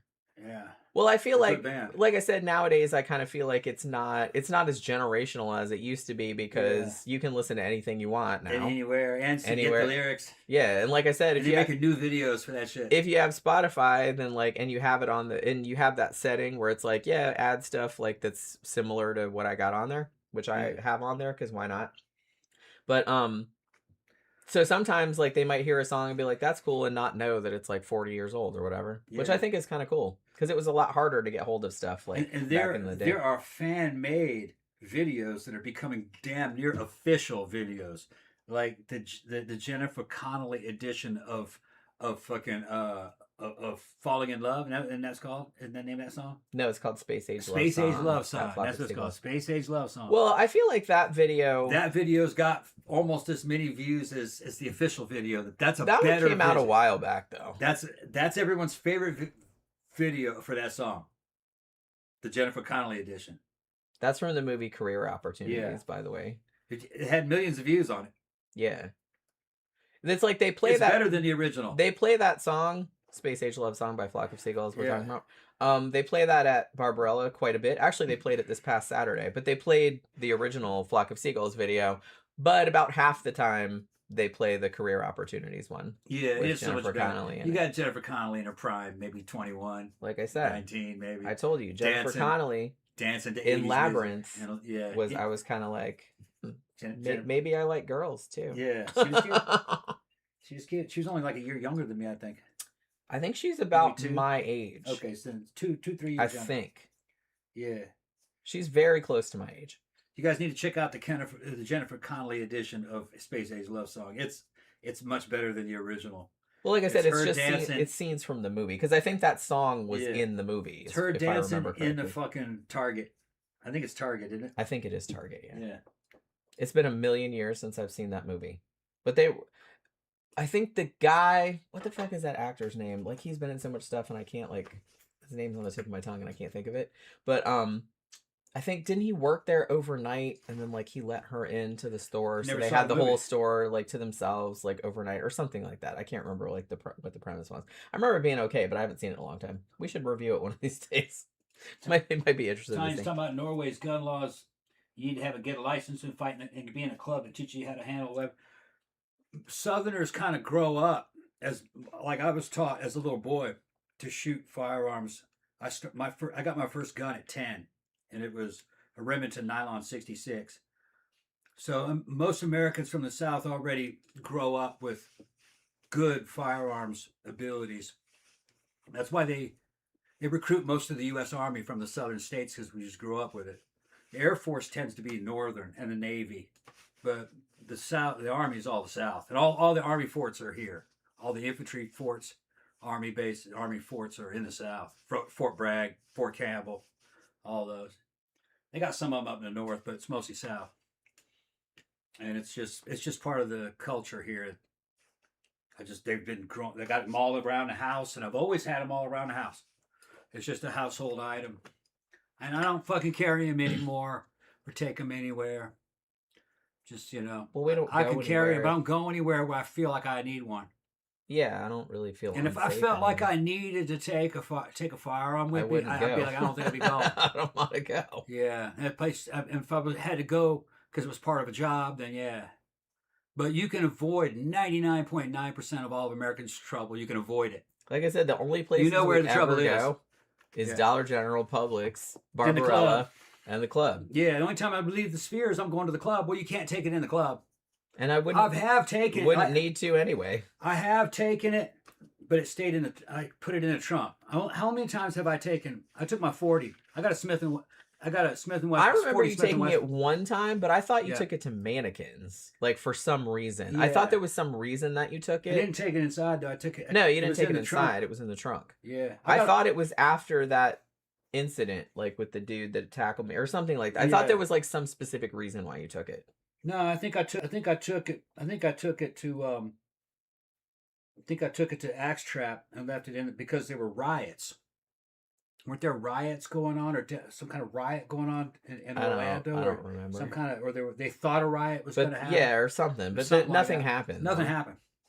Which is usually the case. Yeah, I got like 4 or 5 pistols, but the one if I'm gonna take it, I'm gonna take my Walther.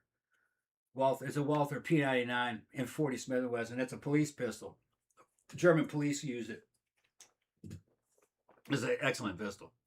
About like kind of like a Glock. Better, I think. But then I got other ones too. Smith & Wessons and Tauruses. And assault rifles and shit. I got like 5 ARs. All right, that's bad. All right, so let's get back to the shit. Okay. So, like I said, these two had been filming shit all day. They were planning this all day and probably previous to that, and we're filming, like, everything up to it. So, meanwhile, Cassie goes to school. She comes home from school, and then she goes to... Her mom drives her to her aunt and uncle's house at about 5:30 p.m. Like I said, she's going there to watch the house and, feed and look after their pets over the weekend because her aunt and uncle are going out of town. Now, Matt, who was Cassie's boyfriend, showed up about half hour after she got there, about 6 o'clock. And they just kind of hung out, like, just watched some movies, had some popsicles, you know what I mean? It was just kind of like, teenage shit. Now, apparently, I've heard differing kind of stories on this. Apparently, Matt was the one who invited Brian and Torey over.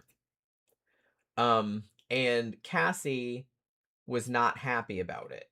I don't know if she wasn't happy about it because she didn't like either one of them, or she didn't want them over there, or she just wanted to be alone with her boyfriend and was like, why are we bringing 2 more dudes over here? Or I've also heard that she was kind of afraid she might get in trouble because it's like, I cleared, like, for Matt to be here, but I didn't clear for, like, 2 other motherfuckers to be here. You know what I mean? They're going to think I'm having a party over here, and I'm going to get in trouble. So it could have been any one of those reasons.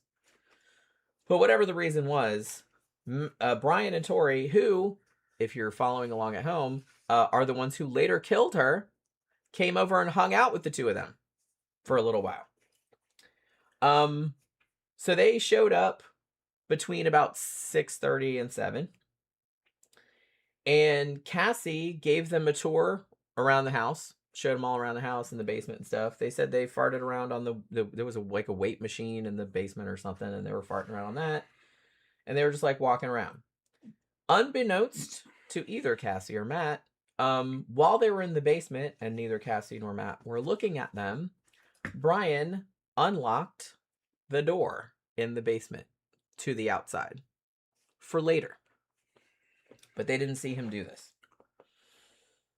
So the four of them then go back to the living room and put in Kill Bill Volume 2, the Quentin Tarantino movie, and start watching that. And I don't know if they watched the whole thing, but they were kind of hanging out for a couple hours. And then Brian and Torey said, you know, we're going to go. We're going to actually go see a new movie at the movie theater. They were going to drive over there. They said they were going to go see Pulse. This is the American remake that came out in 2006, not the Japanese original, which I believe came out in 2001. I've seen the original and it's very good. I haven't seen the remake though. I'm sure it probably sucks. But so they said they were going to go see that movie. Now, obviously, they had no intention of going to the movies. This was just kind of their alibi. So like I said, they had already they knew what the house looked like. I don't think they'd ever been there before, but they got a tour of it, so they knew their way around. And like I said, Brian had unlocked the back door so they could come back later. Now, about 15 minutes after the two of them left, Matt was still there. And Matt and Cassie are, like I said, like watching a movie on the couch or whatever. And the power starts flickering out. Like, the power goes out, and they're just like, what the fuck? And it was kind of starting to wig them out a little bit. Another thing that was wigging them out, like I said, this is very much building up to a horror movie kind of thing. Like, the power goes out, then it comes back on for a minute, then it goes out again. And the two dogs in the house are also going into, I believe the door to the basement was like in the kitchen. And we're going to the basement door and like kind of growling at the door. And they were kind of like, what the fuck? Like, I don't know if they heard anything down there. But they were kind of like, it was kind of freaking them out, right? Because they were like, well, maybe somebody's down there. But they didn't go down there to check because they've seen horror movies. And you know what happens in a horror movie when you go, oh, let's go check on this weird noise like down in the basement. Don't ever fucking do that. They didn't. They're like, fuck it, we're staying up here. So Matt, basically, because Cassie's like, this is kind of freaky, you know what I mean? Like the power going out and shit like that. And Matt calls his mom and says, is it okay if I spend the night over here? Like, some weird shit's happened in the house. Cassie's kind of scared. Can I stay here? And his mom, probably understandably, said, absolutely not. You guys are teenagers. You are not staying overnight with your girlfriend in an unsupervised house. You know what I mean? I get it in hindsight. They should have just let him stay. Well, I don't know if they should have let him stay there because he probably would have got murdered too. But yeah, his mom said no. However, his mom did say, you know, if she's really uncomfortable, she can stay here. Like, I can pick her up when I pick you up, and she can stay at our house because I can monitor you then. And so Matt said, well, what about that? You know, you can come stay at my house. And Cassie said no. She's like, because look, I told my aunt and uncle I was going to watch their house and I was going to watch their pets. I can't leave them. Because, you know, she was really responsible like that. So they were like, okay, fair enough. She's like, it'll be fine. So Matt's mom comes to pick him up. And they leave Cassie in the house by herself. Ironically, Matt, for whatever reason, calls Torey up, be like, hey, what are you guys doing? Or do you want to hang out later or something like that? And he said when he talked to him on the phone, like Torey was whispering, like that, and you could barely hear him. And then he's like, oh, maybe they're still at the movies because they said they were going to the movies, right? That wasn't why. But yeah. So he's like, okay, whatever. Now, around this time, later on, when they found the videos that these two dickheads made, there is a recording, and Brian is saying, he's the one recording, but you can hear his voice. He says, the time is 9:50, September 22nd, 2006. Unfortunately, we have the grueling task of killing our two friends, and they are right in that house just down the street. Because obviously they did not go to the movies. They just left the house and were like driving around. And then we're going to come back. This must be where I thought it was 2. Because they were talking about it. They were talking about they were going to kill Matt too. Okay. All right. Yeah, because they thought they were going to kill one of the guys too. Yeah, her boyfriend. Because he was also there. Yeah. So they were going to... I mean, when they were talking about it earlier in the day in the library, they were just talking about killing her. Yeah. But I guess when he was over there, they're like, oh, well, I guess we'll kill him too, kind of thing. And at this, and this is pretty gross, but like one of them even said, I'm horny just thinking about it. So yeah, that's nice. So Matt's mom picked Matt up from the house a little past 11. And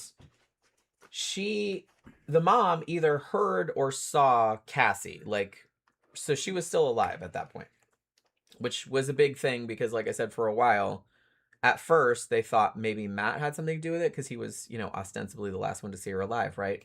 But Matt's mom said no. When I picked him up, I saw her, in the door. You know what I mean? She was fine. So they leave, and she's now alone in the house. So Brian and Torey parked their car and changed into dark clothes, gloves, and these masks that they had made, because of course they did.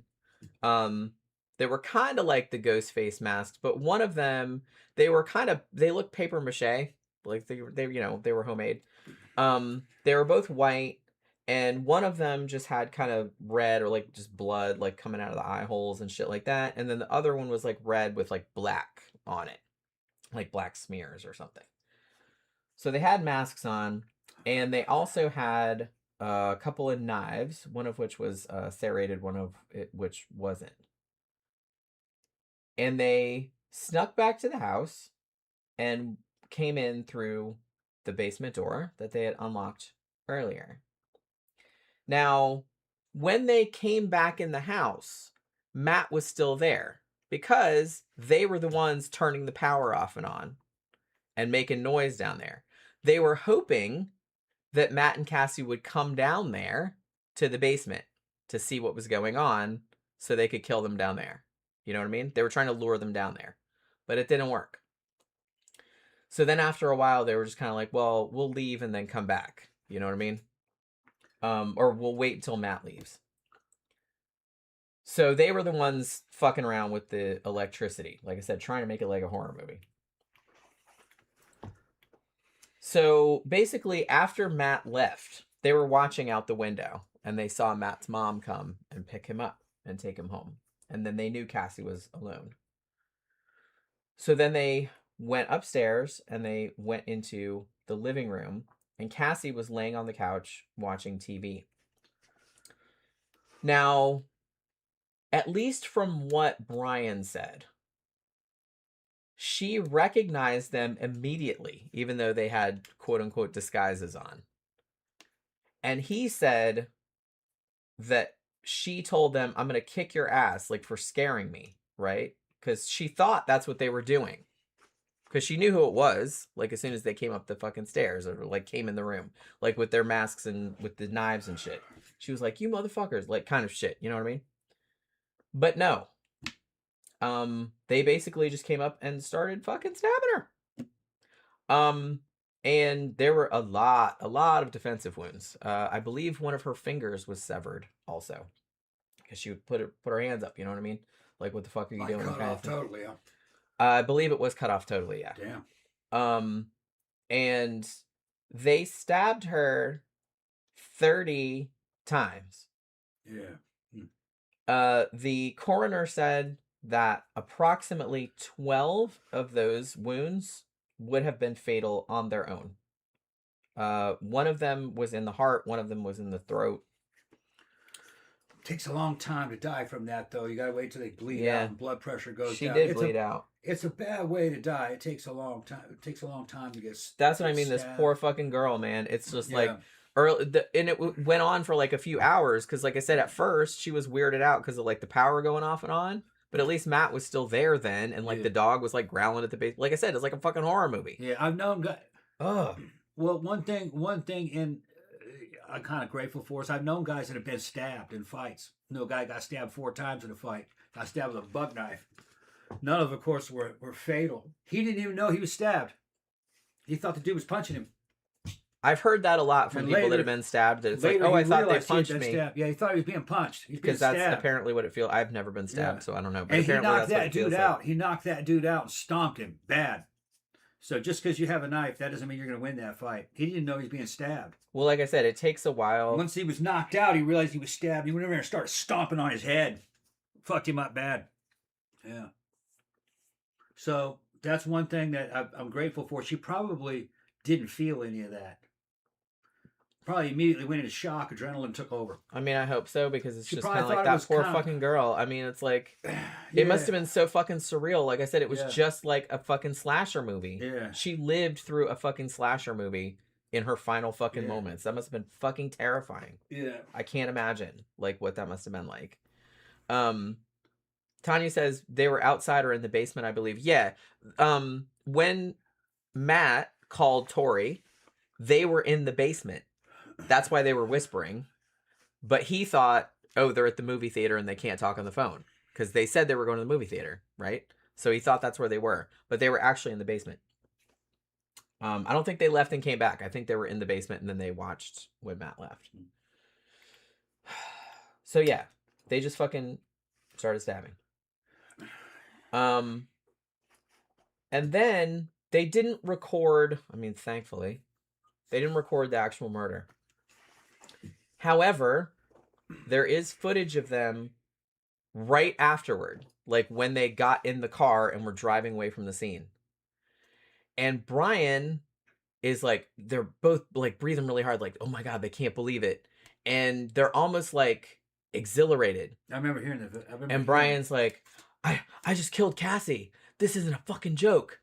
You know what I mean? Oh my God, I can't. It's like, it's not real. It went so fast. And like, they were saying shit like that.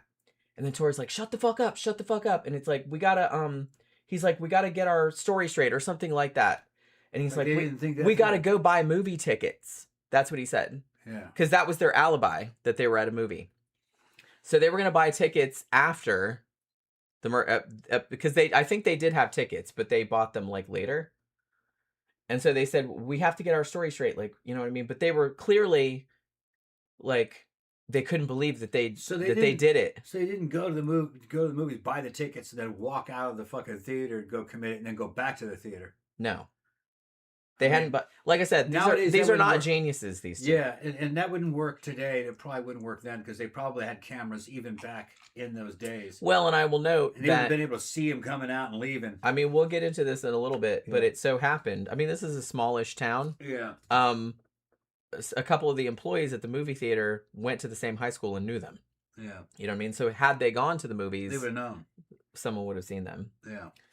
But yeah, I specifically remember them saying on the tape, like, let's go buy movie tickets. Like, they're going to go buy the movie tickets because that's their alibi. So then they drive up to this spot that Brian knows that's kind of isolated, Black Rock Canyon.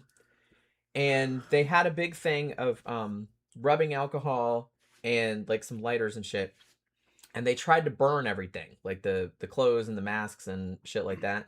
They didn't do a very good job, to be honest. Most of it looked mostly intact. But they kind of burned it and then they buried it. They also attempted to burn the videotape that they'd made. And they partially burned it and then put everything in this hole. So why they went to all the trouble of making the videotape only to just pop it out and try to burn it? Because they're real smart. Yeah, like I said, these two fucking... these are like... This is like the definition of like Dunning-Kruger syndrome. Or it's just like the stupidest fucking people like think they're super smart. Because when you're stupid, you don't know how much you don't know. Does that make sense? Yeah. When you're smart, you realize, oh my God, there's like so much shit you don't know. Yeah. But when you're dumb, you don't realize that. Yeah. So you know like 2 things, and you think that that's all there is to know, and you think you're a fucking genius. Could have been that they both were halfway, didn't think they were going to do it. That they were fantasizing about it. And then when they actually did it, and they're like, oh shit, now it's real. Yeah, it might have been what happened. I mean, yeah, I was kind of wrestling with that because I'm kind of fascinated by, did they really think? Maybe each one of them thought the other one would stop them. And they wouldn't. Yeah, like maybe somebody'd be like, just get like walk it back. Yeah. But then like once they got to that point, they just kept on going. Yeah, it's kind of like a game of chicken. It might have been, because that's kind of what I was wondering. I was just kind of like, they didn't want to be the one to cry to cry to puss out. Yeah. And then they did it, and they go, oh shit, we did it. Oh shit, we did. Now what do we do? Yeah. I mean, they had plans. They weren't good plans. The plans might have been part of the half-ass fantasy. Yeah, well, it was a fantasy, but I mean, clearly not, because they did it. But it's just kind of like, you could tell they really got off on this whole scenario that they were picturing. Probably what they were doing, they were fantasizing and bonding over it. Like, it was kind of like male bonding. And each one of them thought the other one would chicken out, and then they would say, yeah, you puss. And then they wouldn't do it. Would give the other one an out. An out, yeah. And then that didn't happen. I was happen. Just kidding. I wasn't really going to do it. We were just fucking around. Right. And then when that didn't happen, and then they did it, and all of a sudden they're like, oh shit, what do we do now? We got to hide it. Okay, well, we have a plan. Yeah, we talked about this. Yeah. Let's go get movie tickets and burn the evidence and bury it. Now, by no means do I think that they should be let out. Fuck no, they should do life. That's what they gave them. They should do life. Yeah. Yeah. You got to pay for what you did, dumbass. That's what I mean. Just because you're dumb doesn't mean you shouldn't be serving life. Yeah, I mean, there's lots of dumb people out there. You need to be in their fucking life. Yeah, that's probably even more reason not to let you out. You're clearly not smart enough to figure this shit out. Even grown up, you'd be dumb. And like I said, 16, yeah, you're still a kid, but that's old enough. That's old enough to know better. I was soft as butter at 16. I couldn't do that. Nah. It just wouldn't have occurred to me. It wouldn't occur to most 16-year-olds. No. It just wouldn't. There's just something wrong with you two. There just is. Even after military career and military type action, it'd be pretty tough to swallow executing an enemy female prisoner who wasn't an immediate threat. You know what I mean? Yeah. I feel like most people, and rightfully so, like, would have a really hard time. Yeah. Even if it was somebody. Yeah. Well, shit, didn't they even say, like, during the Vietnam War and stuff like that a lot of soldiers, like, miss on purpose? They were missing on purpose, yeah. Some guys were. Well, that was in Vietnam. I think that was actually, I think that might have been World War II. Yeah, that too. It's not natural. It's not natural for people to just, like, blow people away. You know what I mean? It's just not for most people. Which, good, but I'm just saying that, it's not, humans aren't as horrible as they're made out to be. Most of them are all right. My unit in the first Gulf War, the second Gulf War, just leveled the city of Fallujah, whether there were women and children in it or not. Now the story, I wasn't there. Now, but the story was that the women and children had all evacuated Fallujah. There was nothing but I gotta pee. Hardcore, Saddam supporters, or not really Saddam supporters. What were they?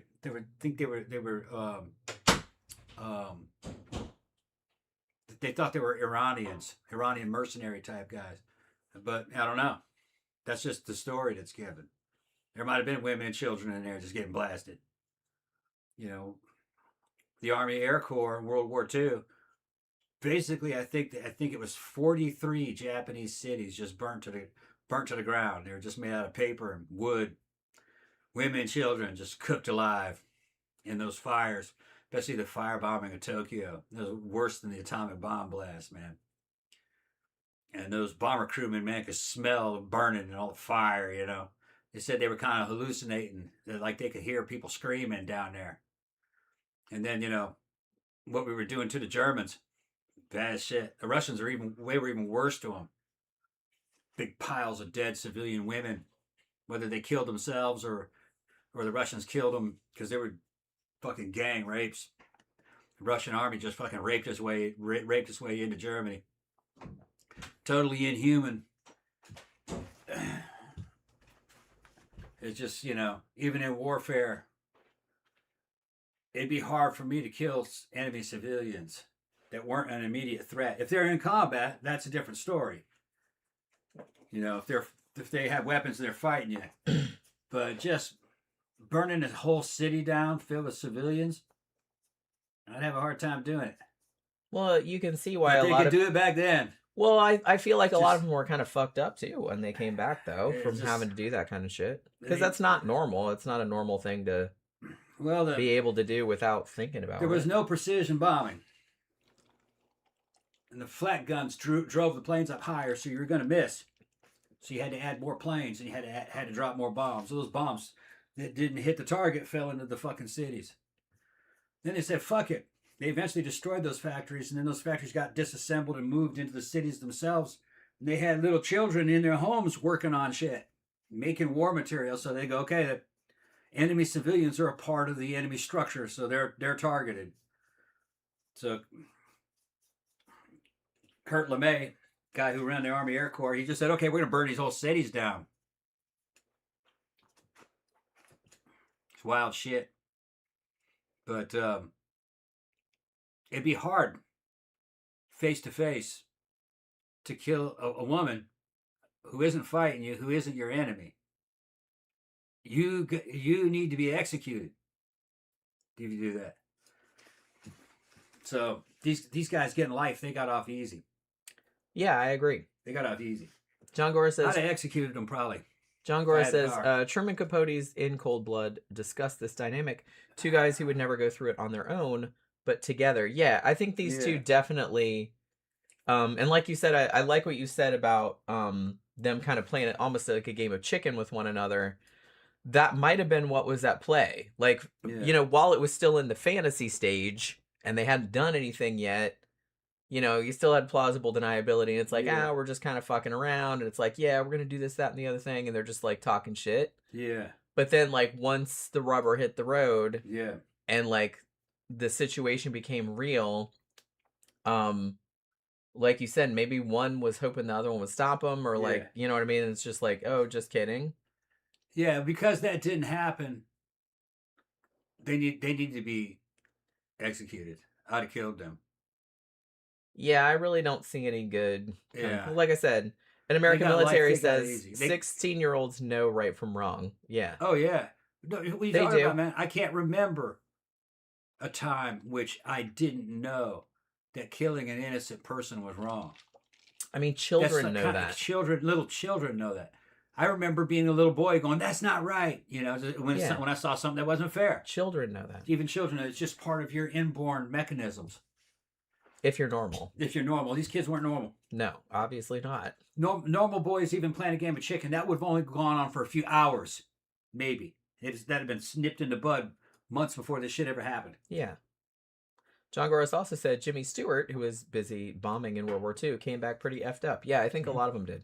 Because like I said, they saw some shit. World War I veterans, World War II veterans, they saw some shit, and a lot of them were really not the same. Yeah, after they came back. World War I and World War II were far worse than any of the other wars. Yeah, big time. Much worse than Vietnam and all that shit.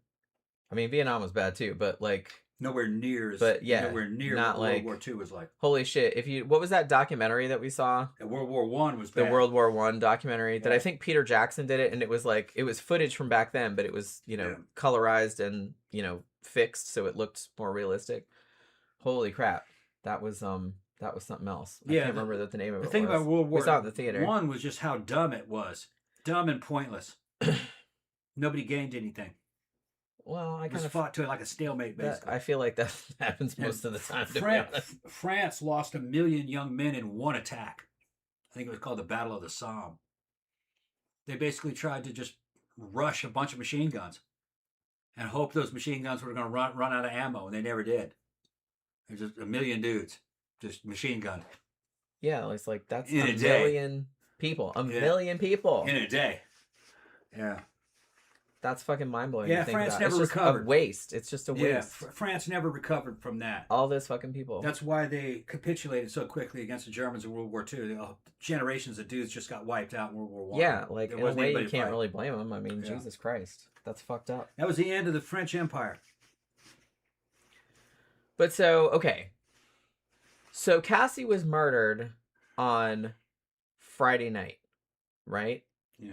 Now, meanwhile, after the murderers, Torey and Brian, do their little thing and bury all the evidence, and then they just started acting like normal. Matter of fact, Matt, Cassie's boyfriend, I believe even spent Saturday night at Torey's house and ate dinner with his family when his girlfriend was dead in the fucking house and nobody knew yet. That blows my fucking mind. And I don't think he said he like acted any different. He was just acting normal, knowing that his girlfriend was dead. You know what I mean? And he's just sitting there at the table, like eating fucking mashed potatoes and meatloaf or whatever the fuck, being like, "Hey, I killed your girlfriend." What? I can't fucking imagine this fucking. He told him that. Huh? He told him that? No. Oh, okay. I just said, but he knew that. Oh, okay. He knew that, yeah. And the fact that he could just, like, hang out with his family. Yeah. And with Matt. Yeah. Right there across the fucking dinner table. Yeah. Knowing that he had killed his girlfriend the night before. I just thought he said he told him, but no. He didn't tell him. All right. Actually, nobody knew. Now here, okay. So I thought this was a little bit weird. I'm not, like, judging or anything like that because I don't know what the family dynamic was. But So Cassie was supposed to be there the whole weekend, right? Like, because her aunt and uncle weren't coming back until Sunday, right? Like Sunday afternoon.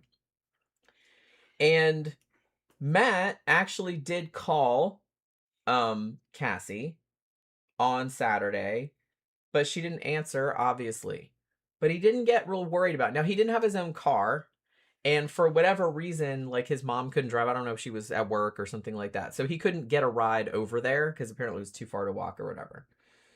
And so nobody went to check on her. And even like her mom, like Cassie's mom, like called and didn't get an answer, but also didn't kind of worry about it. I think everybody was just kind of like, oh, Cassie, she's responsible. It's fine.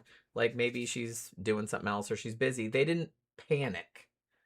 Nobody thought, I don't know. I just thought it was kind of messed up that like nobody thought to like drive over there, especially Matt. Yeah, I know he didn't have a car. He was just 16, but it's just kind of like, you would think, especially after the weird shit that had happened Friday night, like some of which he was there for, you'd think he'd be like, maybe I should go check on her, like see if she's all right. I know she was kind of freaked out last night or something like that. But nobody did. Nobody did. So she laid there dead in the fucking living room until Sunday afternoon. So from Friday night, like whatever time it was, like midnight or whatever, until Sunday afternoon, like I think it was like 1 or 1:30 in the afternoon. And this is really fucked up too. So her aunt and uncle and their 13-year-old daughter, so Cassie's cousin, the 13-year-old daughter was the one that found the body. She came in the house and saw Cassie laying there in the living room and there was blood everywhere. And the kid freaked out, obviously. And if you see the documentary, if you've seen any documentary of it, it's usually they'll play the 911 call. I don't think it was the 13-year-old. I can't really tell from the voice. I can't tell if it was the 13-year-old girl that called 911 or if it was the aunt that called them. It's a female voice, but it sounds like a kid's voice, but it might not be. And the weird thing to me is that on the 911 call, she says, "There's a girl dead on my floor." Like, she doesn't say, "It's my cousin or my niece or whatever." Like, I don't know if they didn't recognize her or because I don't think she was stabbed in the face. Like, I don't think her face was fucked up. Like, they did get her throat and stuff like that. But I thought it was weird that, like, on the 911 call, they said, "There's a dead girl on my floor. There's a girl dead on my floor." And the dispatcher is like, "Well, I need you to get close." And it's like, "Are they breathing?" It's like, "No, they're cold. They're fucking dead. They're fucking dead." And like, I think it was the aunt that called, but I don't think they recognized her at first, or they were in denial. Because I think after a minute they did realize that it was Cassie. You know what I mean? That she was dead, like on their floor. But that's so fucked up that like the 13-year-old cousin like found her like in the fucking shit. So they called 911, and then they also called Cassie's mom, and I think Cassie's mom's boyfriend, who I can't remember what his name was. And they came over to the house. Like, I don't think they told them on the phone, like, what was going on. They were just like, you need to get over here, like, right now. And they came over. And when they came to the house, I think they got there before the cops did. And they were like, you don't want to go in there. Like, and they told her that she was dead. And they were, like, flipping out. You know what I mean? So, yeah. So she had been dead, clearly, like, for a while. Like I said, there was fucking blood everywhere. Now, the first thing they noticed, obviously no sign of forced entry, because as we know, the two assholes came in through the basement, which they had unlocked earlier. There was no sexual assault, no robbery. So, they're like, okay, well, obviously this is somebody that knows her, because there doesn't appear to be another motive. And also, they could not find the murder weapons, because obviously the killers took them with them. Obviously they noted all the defensive wounds. Like I said, I believe one of her fingers was severed. They also noticed that there had been manipulation of like the power box, like down in the basement. Now, initially, when they were processing the scene, they found fingerprints on the fuse box that matched Cassie's mother's boyfriend. So very, very, very briefly, he was a suspect, but everybody was like, no, man, he was in here like a week ago, like, working on our electric or something like that. So there was like reasons for his fingerprints to be in there. So, he was, kind of taken off the list like pretty quick. So yeah. Now, so they start piecing together what had happened. Obviously, the first person they're going to look at is her boyfriend, Matt Beckham, because as they discovered, he was the last person they knew of to see her alive, because they didn't know about the other two boys yet. So they picked him up to interview him. And initially, they were very suspicious of him. And you can see this in the, there is footage of his interview also. He's not unemotional, but when they're talking to him, he's just like very matter of fact. Like, he doesn't seem upset at all. Like, he doesn't really seem. And I realize that everybody reacts to, shit like this differently. Maybe he hadn't processed it yet. Maybe, I don't know. But he doesn't come across as someone whose girlfriend was just horribly murdered. You know what I mean? So they thought that was a little bit weird. Like, he's what? Probably in shock. That's what I thought. Yeah. Like I said, I don't think he had processed it. So he was just acting like normal. Like, he wasn't cold or anything. He was just acting like normal, like nothing had happened. And so he was talking to the cops. And so they thought that was a little bit suspicious. However, he did fully cooperate with them. He seemed very forthright. His mom was there too, because he was a minor, obviously. That's usually, if you're a minor, in the United States, I think they do this in other countries too. Usually your parents are there with you. Could be he knew he was a suspect, so he was scared shitless too. It could have been that also. Yeah, because like I said, 9 times out of 10, when something like this happens, it's a husband, boyfriend, ex-boyfriend, stalker. Like, it's somebody that knows you. You know what I mean? So he was probably keeping a lid on it. He was probably scared shitless. So yeah, he was probably just like, oh shit. Yeah, petrified. But yeah, like I said, he didn't come across as unemotional necessarily. It was just he came across like nothing, like normal, like nothing was weird or different. You know what I mean? And I thought that was a little bit strange. So I get it. I get why they thought that was odd. But he was very cooperative. Told him exactly what had happened, the whole timeline of the night. And he took a polygraph and he passed it, no problem. And then, like, while they were interviewing him, because the cops hadn't known this previously. So Matt says, yeah, she was house sitting and I came over, like, to keep her company because she was freaked out, like, being there by herself, blah, blah, blah. We were watching a movie, we were doing this and the other thing. Oh, and by the way, we had 2 friends come over. They were there for a couple hours and then they left and went to the movies. And their names are Brian Draper and Torey Adamcik. Yeah. And so the cops were like, okay, well, this is interesting. This is another lead we need to explore. And like I said, because Matt's mom had picked him up and she had seen Cassie, like when she picked him up, like she knew that he was still alive. Like she was still alive when Matt left. Because Matt went home and then he was up with his dad, like they were watching a movie and shit like that, and he didn't leave the house. Like, so they knew that he didn't leave. And they knew that Cassie was still alive, like when he left the house. So they're like, okay, well, he obviously had nothing to do with it. So then they start looking into little old Brian and Torey. And they bring them in for questioning.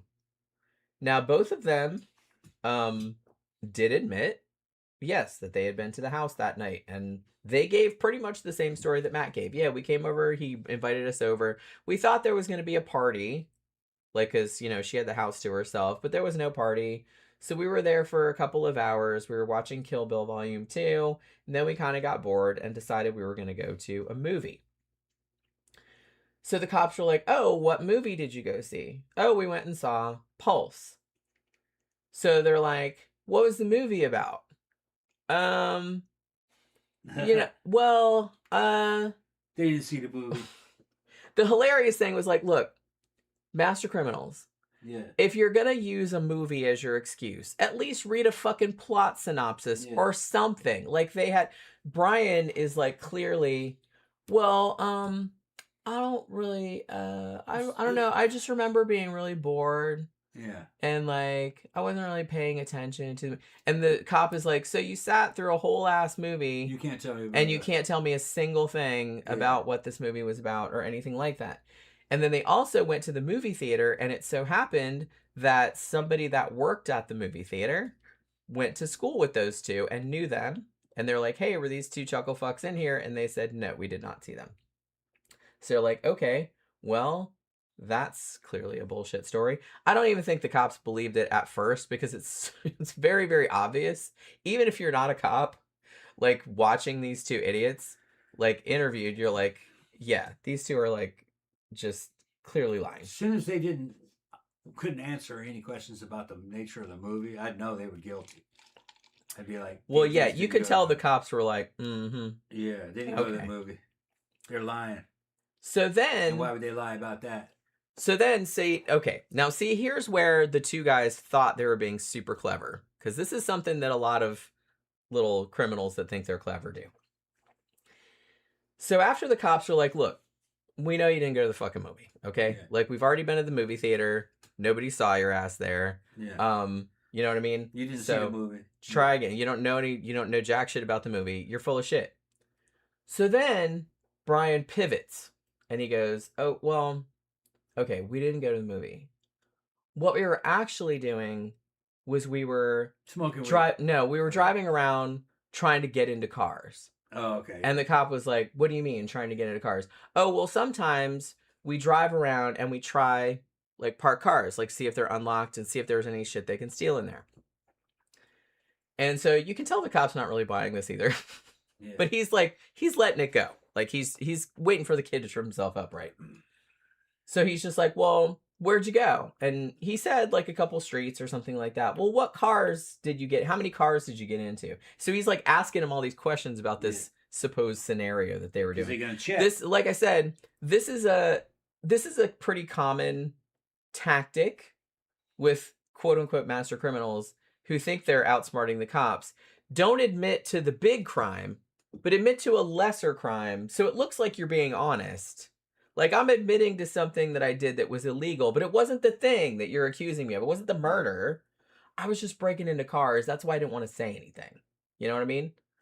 So they thought they could pull that over on and then you could tell the cops were like not having it. Yeah. They were just like not buying it, but they were just like kept asking him, well, what colors were the car? Like, what kind of cars were they? Like, what'd you get out of it? You know what I mean? So they kept asking him, and you could tell he was just like, oh shit. You know what I mean? Like, he hadn't really, well, I don't really remember. I didn't really look at, I don't know. Like, I don't really remember. You know what I mean? So all this other kind of shit. So they start, like I said, they start kind of leaning on these kids because they know that they're fucking full of crap. And they're just trying to get them to crack. And Brian being the one that had slightly more empathy, I feel, was the first one to crack. Basically, they were kind of like, look, we know that you didn't go to the movie, and we know that you didn't break into cars. We know you had something to do with this. Just fucking tell us. Now, Brian is in there with both of his parents. His mom and dad are sitting right there. And he just breaks down crying. And he finally admits, well, I'm going to say admits with bunny rabbit ears, because he admits that he was there, but he put everything on Torey. Yeah. What he says happened, and he's all crying and shit like that. He's like, yeah, like, we left and, you know, we had the masks and the knives and everything. We were just supposed to scare them. It was just supposed to be a prank. Like, we were going to come up from the... And he admitted, like, leaving the basement door unlocked, and admitted all that. It started off with, well, here we were. I was walking. It always starts off with I was walking. And my foot just... And then I fell. And that's how that shampoo bottle ended up in my ass. Yeah, it's like the beginning of one of those kind of stories. Yeah. I was walking. I was going underneath a ladder. My favorite one was I was painting. And I fell off the ladder, and I fell onto something that went up my butt. I fell onto that big fucking steel that's my favorite. Toy train car, and that's how it got up my ass. Yeah. Yeah. I didn't stick it up my ass deliberately. I know what you're thinking. Yeah. You see, what happened is it rolled over sideways, and it fell into that Vaseline. Okay? First. That's how never happened again in a million years. I swear, doctor. I swear. And I was wearing shorts. And I guess I hit just right. And it went up my short pant leg. And because I was trying to keep it from hitting my dick, I bucked forward a little bit. And the train went right in the tunnel. Yep. Train went right in the tunnel. Right in the train right in the tunnel. Right into the fudge tunnel. Swear to God, I didn't put that train up my ass. Deliberately. No, it was an accident. Yeah. I was walking. Like I said, my sister, a long time ago, she used to do billing for a GI clinic, and she's like, oh my God. She's like, I have so many fucking stories about like how stuff ended up in people's ass. Yeah. And it's like, and they always have a story. Yeah. I was in the shower. And I slipped. That's how that hammer I'm sure they've heard it all. Yeah. And they talk about you when you're gone. I guarantee it. And they pass those stories around like in fucking email chains and shit. Because they're funny. Like I said, if you just admit it, it wouldn't be funny anymore. Like, it'd be funny for a second, but it's not going to be funny for like years. If you come up with some elaborate bullshit story about how that shit ended up in your ass, then they're going to talk about your shit for years. If you just come in and be like, man, I was sticking it up my ass, you know how shit happens. I was bored one day, decided to stick something up my ass. Yeah. You know what I mean? There's a whole section of that on an old 90s fucking horror website called goregallery.com. And they had all the pictures of crime scene. But one of the ones was fucking x-rays. Yeah. And it was just a whole section of x-ray photos of stuff up people's asses. Just see I remember that. One of them was a Hot Wheels car. They had a Hot Wheels car in there. Just bizarre shit, man. Whole apples. I could see the apple more than, because Hot Wheels car is like so small. It's like, what would even, other than the novelty of that, hey, I stuck a Hot Wheels car up my ass. Like, I don't, like, that's not really doing anything for you. So I don't really. That might have been a little boy or something. Maybe that was a kid. But it was just a bunch of emergency room fucking x-rays of things that was up in people's asses. Hilarious. Like I said, it's just admit it. They know that you stuck that up there. You're not fooling anybody. Okay? You're not fooling anybody. It's okay. It's okay. People stick stuff up their ass. It's fine. But you know what I mean? Like I said, it's a lot less funny and cringeworthy if you just admit it instead of coming up with some elaborate story about falling off a ladder or something. That dude's wilding out, man. I mean, nobody's watching. You know what I mean? We all do weird shit when nobody's looking, okay? So we don't all do weird shit. Well, yeah, like, you know, nothing that weird, Jesus Christ. But you know what I mean? No, I don't think that's that common with dudes. I don't know. It's hard to say. I don't know if that's true. I'm not into that. Well, I know, like, a lot of dudes aren't into that, but I feel like a lot more dudes are into that than would admit it. Yeah, that's all I'll say. Yeah, they're closeted behind it. Yeah. I don't know if it's common, but I don't think it's uncommon either. You know? I don't think it's more than 30%.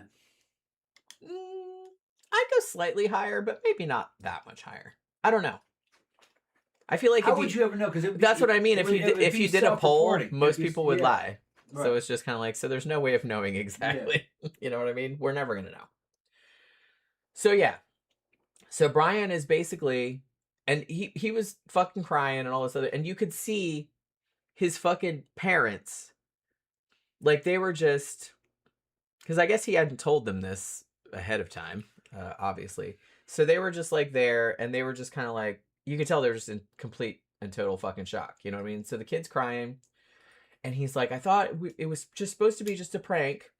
Yeah. And then we come up the stairs, and she's laying there on the couch, like, what are you motherfuckers doing, or whatever. Like, I don't think she said that, but something like that. Like, I'm gonna kick your ass for scaring me, or whatever. Because, like I said, he said she knew who they were, like, even though they had masks on. And he's like, and then I thought it was supposed to be just a joke. It was supposed to be just a joke. And it's like, and then Torey just started fucking stabbing her. I'm like, what are you doing, man? What are you doing? And he's just like, and then he said that Torey had threatened him. I'm going to kill you if you tell anybody, blah, blah, blah. But keep in mind that this was before anybody had seen their videos, right? So he's having this sob story, like, I thought it was all supposed to be just a prank. Like, oh, we're doing like Scream, like the movie. Yeah. And then we're supposed to be like, haha, hilarious. Like, which that's not hilarious, but okay. That's kind of a fucked up prank. So he put all the blame on Torey. Yeah. I didn't touch Cassie, man. I didn't touch her. Like, he didn't do it. He's trying to get out of it. And then I thought this was kind of interesting. Like, after, you know how sometimes, like, when they're interrogating somebody and then they'll leave them alone in the room, but it's still recording, like, because it records, like, all the time. And when he's by himself in the room, he's still crying and flipping out. You can tell he's, like, really nervous. And he starts, like, talking to himself. And he says, I'm so sorry, Cassie. I'm so sorry. I wanted to date you. And then he says, like, something like, he won't get away with it, or I'll get him for you, or something like that. Yeah. And I'm watching him and I'm going, that motherfucker knows he's being recorded. Yeah. I don't think he really thought that. Either that or he was really trying to convince himself that he wasn't involved, because he was absolutely involved. So I'm like, that part was really fascinating to me, because I was like, he probably knows he's being recorded. I mean, unless he's really stupid. I mean, he is kind of stupid, but it's just kind of like, most people know that all that shit's recorded, right? All of that in that room is recorded. I would think so, yeah. So when you're sitting in there by yourself, that's why they leave you by yourself for a long time, because they want to see what you'll do, like how you'll react. Like, they'll watch it later. And so he was saying shit like that, and to me it seemed kind of performative. I don't know. Maybe he's not that bright, like, to figure that out, but it seemed like it was like performative. Like, he was kind of trying to say, like, I'll get him for you. I won't let him get away with this, blah, blah, blah. Like, talking about Torey. So he was saying shit like that and how he wanted to date her and all this other kind of stuff, which I think was true. But, you know, he was trying to, like, exonerate himself, I guess. So he says all this shit. And then the cops and his parents come back in the room. And basically they're like, okay, well, you're not going home. Hate to tell you. You know what I mean? And he even says, I think at this point, he thinks he's still going to get off if he throws Torey under the bus. That's the impression that I got. So he says, I can take you to where we, like, buried the stuff. And the cop's like, okay, we're going to get the car. We're going to take you, like, right now. So they take him in the car, and he takes him to Black Rock Canyon, and he shows them exactly. He's like, I remember exactly where it is. And they dig all the stuff up. Like I said, there's all their masks are in there. Their bloody clothes are in there. It's like, it's partially burned, but not that burned. Like, I looked at all the crime scene photos and stuff. I'm like, they didn't really do that good of a job of burning it. Now, the VHS tape, which they had recorded earlier that day, was partially burned. But when they brought it back to the police station, like, the technician or whatever was like, oh yeah, I can salvage that. It's fine. So, and it didn't take them that long either. So, like, clearly they didn't do a very good job. So once they watch the videotape, they're kind of like, okay, Well, like both of these motherfuckers. Because clearly the videotape, as I've mentioned earlier, had... I feel like the most significant thing was like the footage that they took like right after the murder when they were driving in the car. Brian says, I killed Cassie. I stabbed her in the throat. He says that on the fucking video. And then he's trying to blame it all on Torey, like, oh, I didn't touch her, he said in the interrogation room. He said, I didn't touch Cassie. But on the videotape, he said, I killed her. I stabbed her in the throat. Trying to put it all on his friend. Trying to put it on his friend, like throwing her under the bus. Yeah. I think they both stabbed her, to be honest. I think they both, because there were wounds from 2 different knives. Yeah. Yeah, they were both. And Torey had the, I believe Torey had the serrated knife, and I think, or Brian had the, I can't remember, but like one of them was serrated and the other one wasn't. But they each had a knife. Yeah. And there were wounds from both knives in her body. Yeah, they're both stabbing her. So I think they were both stabbing her. So after they had, I think before they went and found the videotape, but after they had talked to Brian, because they had Torey in there at the same time too. And obviously they have them both in separate interrogation rooms. So when Brian gives them some info, and when he breaks down and confesses, they're going to go in and talk to Torey, but don't tell him that Brian already said everything. You know what I mean? And see what he says. So they're trying to like get stuff. Now, Torey was a lot, like I said, I think he had more sociopathic tendencies. So he was a lot calmer. And he never admitted to anything. Pretty much. Like, he didn't break down, he didn't cry, he didn't anything like that. And so he was just kind of like, yeah, we did this, that, and the other thing. And he was just acting totally normal. And then they were just like, well, we know you didn't go to the movie. You know, and then he's like, yeah, well, we were out like going through cars. So obviously they had coordinated this story a bit ahead of time. Yeah. Because he gave the same story. Yeah, we were going to go break into cars. So he gave the same story that Brian did. So they had already like got the stories together beforehand. And so finally the cop kind of lets him go on like that. And then he's like, well, what was the car? And then he's like, well, I don't know. I don't remember, blah, blah, blah. And then the cop's like, look, we know you didn't do any of that. You know, Brian already told us all this other kind of shit, but he still would not admit it. He just still wouldn't. But you know, by this point, like I said, they went out, they got the videotape, they watched the videotape, and they were just kind of like, I mean, that's pretty much it. Yeah, it doesn't show them actually murdering her, but it shows the whole day before and right after. And like the shit they were saying, pretty damning. You know what I mean? Gonna say. So they're like, okay, well, you guys, hate to tell you, but neither one of you are going home. You're getting arrested right fucking now. So they arrested them September 27th, 2006, only 5 days after the murder. So yeah, they called other serial killers amateurs, but they got busted almost immediately. Almost immediately. So they take him into custody, and they decide that they're going to try them separately. Now, like I said, in the meantime, they not only had, you know, the videotape, obviously, they had Brian's DNA on some of Cassie's clothes and, you know, various other things. So they had like other physical evidence. They had all of the footage. They had all of Brian's weird ass journals about the Columbine killers. They had their notebook that had their kill list in it and their plan of like what they were going to do, all this other kind of shit. And so, yes, their fingerprints were in the house, all this other kind of stuff. So they try them both separately. Now, Brian gets tried first. His defense attorney, God love him, I think he was like a public defender, so he got stuck with it. And he was like, okay, well, we wanted to go first because the only defense in this situation, they have him on tape saying, you know, I killed her, I can't believe it, blah, blah, blah. He's like, the only defense we could mount was that Torey was the instigator, you know, that Brian had been coerced into it or threatened into it or something like that. So that's kind of the angle that they were going for. Now, like I said, even though both of them were minors, in Idaho, at least at that time, I'm not sure if the law has changed now, a crime of this nature, even if you were a minor, will automatically get you tried as an adult, as these two were. There wasn't even any discussion about it. They just immediately tried them both as adults. So that was the tactic they went with.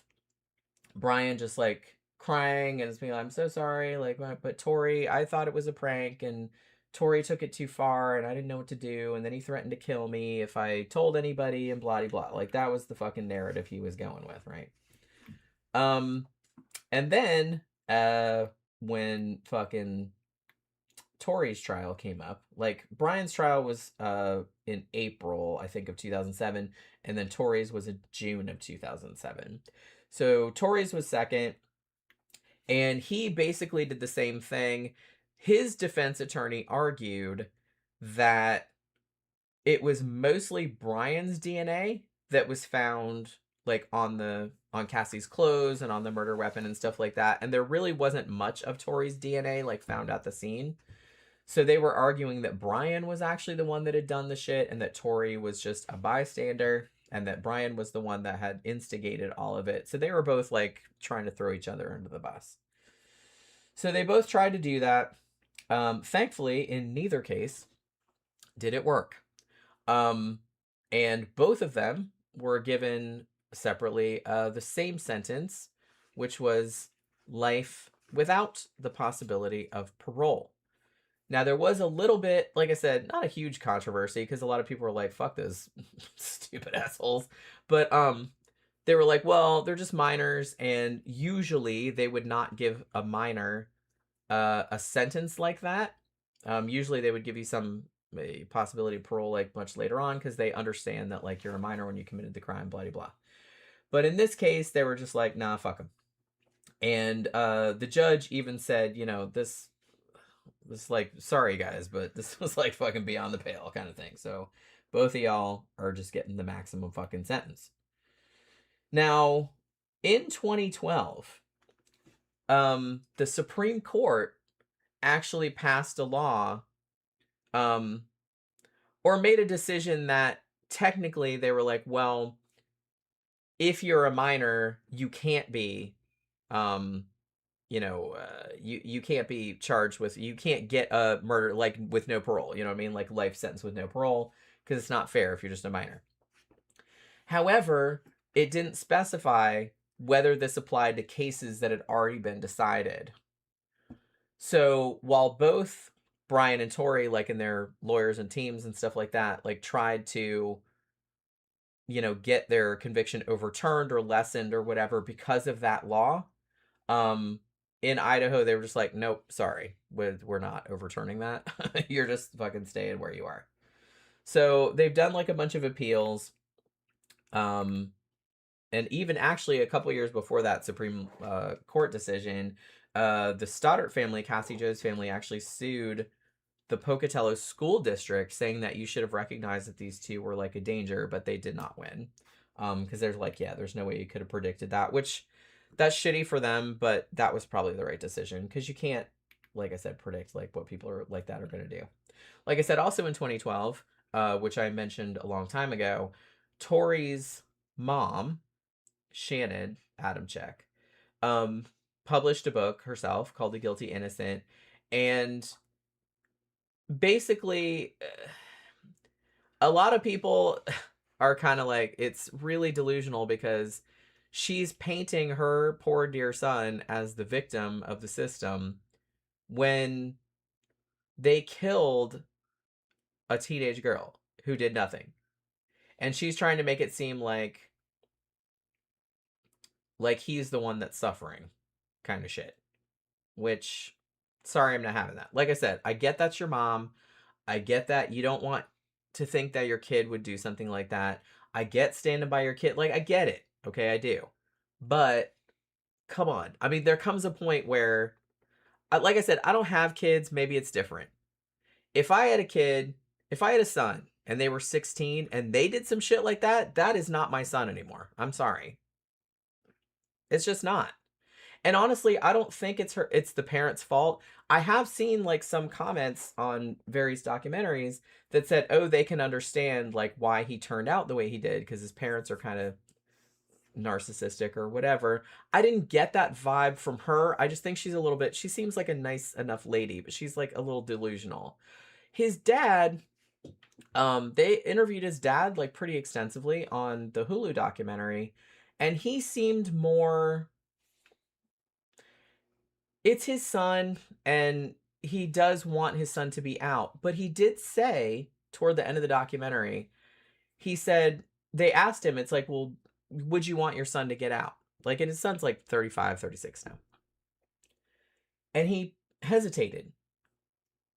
He wouldn't say yes. He said, well, he's like, I have to live with the fact, like, I'm paraphrasing, but he said, I have to live with the fact that, their family, Cassie's dead, and it's like, that's my family's fault. And so he would not say that he wanted his son out. He did say at some point later that it's like, if he could switch places with Torey, he would. Like, he would go in prison and let Torey come back out so he could live the rest of his life. But he never said, like, he seemed to understand that, there was no taking that back. So he doesn't seem quite as delulu as the mom does. You know what I mean? I could be wrong, but he seemed like more kind of down to earth to me, like from the interviews. And he seemed like really fucked up about it. And I can't imagine, like I said, not only can I not imagine what it's like to have your fucking daughter murdered, but I can't imagine what it must be like to have your son be a fucking psycho, like a murderer like that.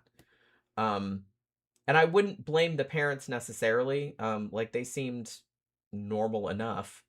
It's just that I kind of feel like his mom, particularly, I get the feeling that she maybe spent a lot of his life when the son was growing up making excuses for him and letting him get away with shit. Doting on him. Which, yeah, that's not good. You can't be too fucking permissive like that. And I'm not saying that contributed necessarily, like, entirely to what happened, but I'm sure it didn't help. You can't make excuses for it when they do some fucked up shit. They have to have consequences for that. You can't just let him get out of it. I think that's what we were talking about. Remember, we were talking about the case before, the Alex Murdaugh case with the son that killed the girl in the boat accident. Yeah. And then he just kept getting away with shit. You know what I mean? Like, he'd get in car accidents, drunk driving, and like, he'd just get away with it because, everybody knew them and they were rich and they had the cops and shit like that. Because Ted Bundy's mom doted on him, even though the mom was his sister, that kind of weird shit. His sister was his mom and his grandmother was his mom. And then what's his name? McDuff. That guy, his mama doted on him. And he was just white trash kid. Yeah. And he killed his first girl at like 17 or 18. And he got out of fucking prison in Texas and came out and killed like a bunch more after that. Yeah. And he's just from a white trash family, and his mother just doted on him no matter what he did. She just thought he was the greatest. Yeah, weird. See, that's not great either. Like I said... Yeah. But she also neglected him at the same time. It was like a weird dichotomy. Neglect is bad. Yeah. Like, super strict is bad. Yeah. But too permissive is bad too. Or not, it's not really permissive. It's just anything they do, you excuse it. Yeah.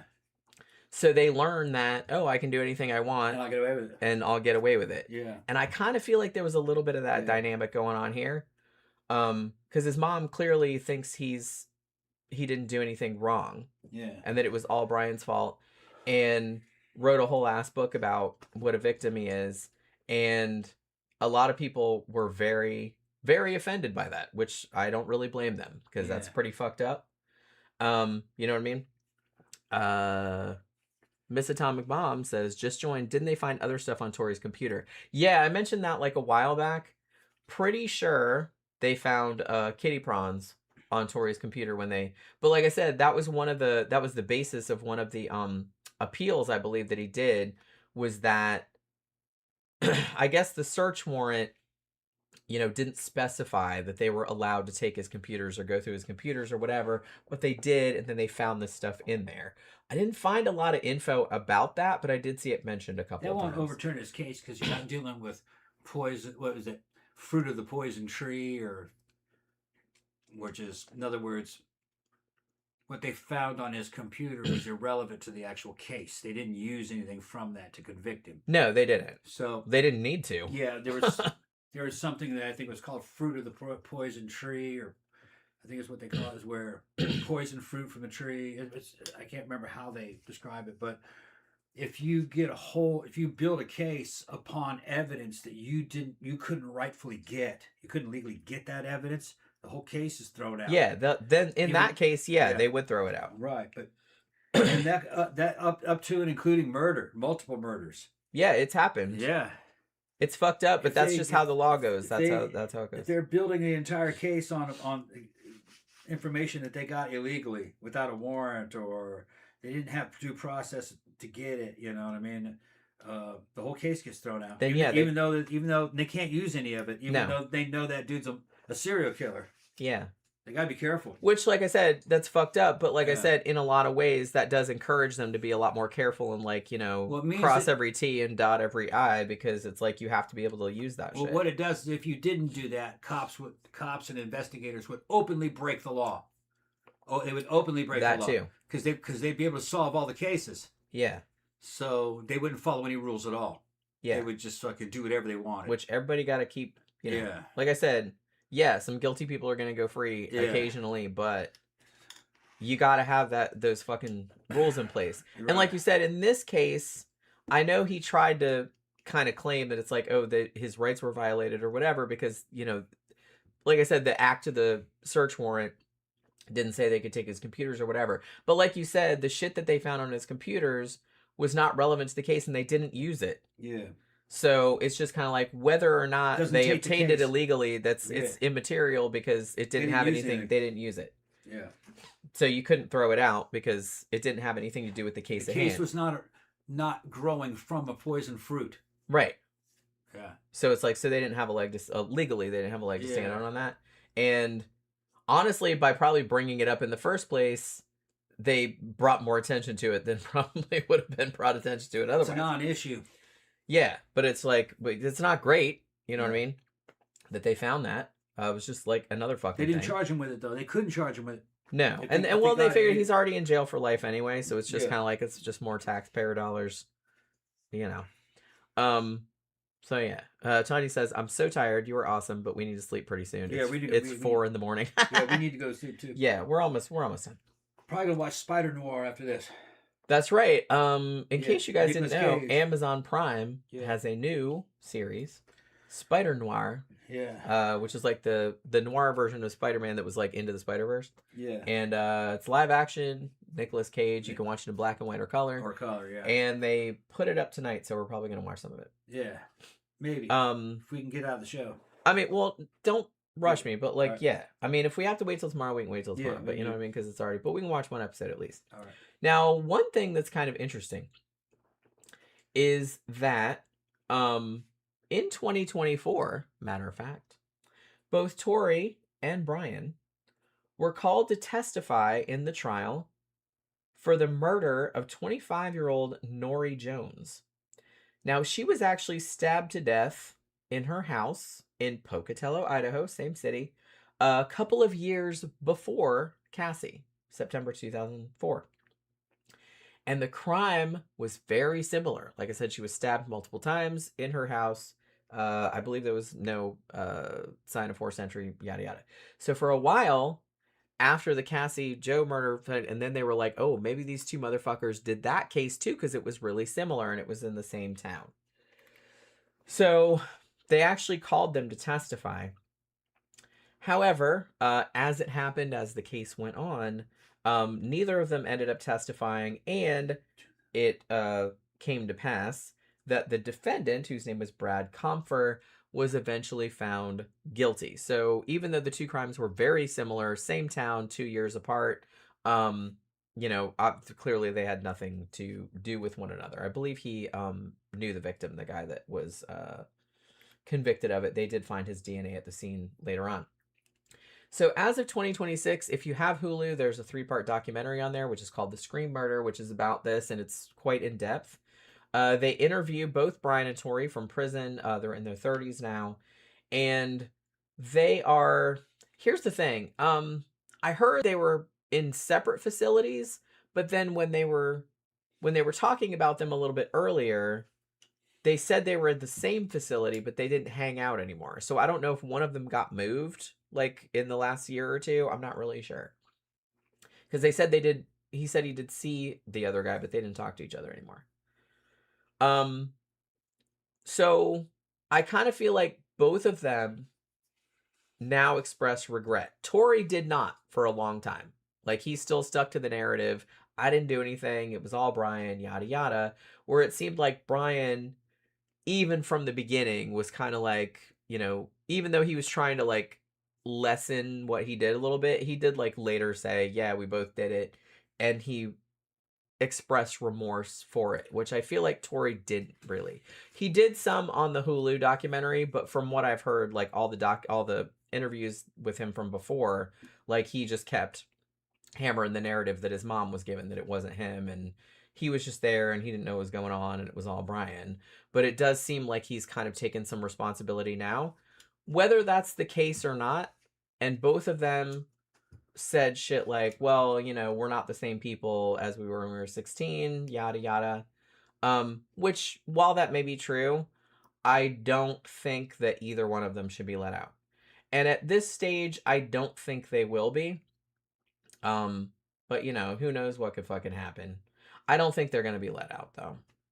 You know? No, probably not. I doubt it. Maybe when they're very old men, but... Maybe, yeah. Maybe when they're really old. But I don't know. I'm not seeing it. Because, like I said, this was a pretty fucked up... It was a thrill kill. And I don't think you could trust these motherfuckers. They got him dead again. To rights. They got him dead to rights. And if you watch the video tapes of them talking about it, they're just so fucking callous. Yeah. And it's just kind of like, I'm not really sure. Yeah, you can grow up. Yeah, this and that. But it's just kind of like... That other girl's dead. She's not coming back. That's what I mean. It's like she didn't get the fucking opportunity. Yeah. You know? She's dead. So it's just kind of like, you can't fix that. So I'm just kind of like, I don't know. I think they should stay in there. They're going to stay in there. I think they should stay in there. I really don't. Dudes are never getting out. No, I don't think so either. So yeah, so like I said, there's a Hulu documentary. That's the newest one, and that's actually pretty good. There was one that came out in 2013, which wasn't just about them, but it was called Lost for Life. It's on YouTube, I think.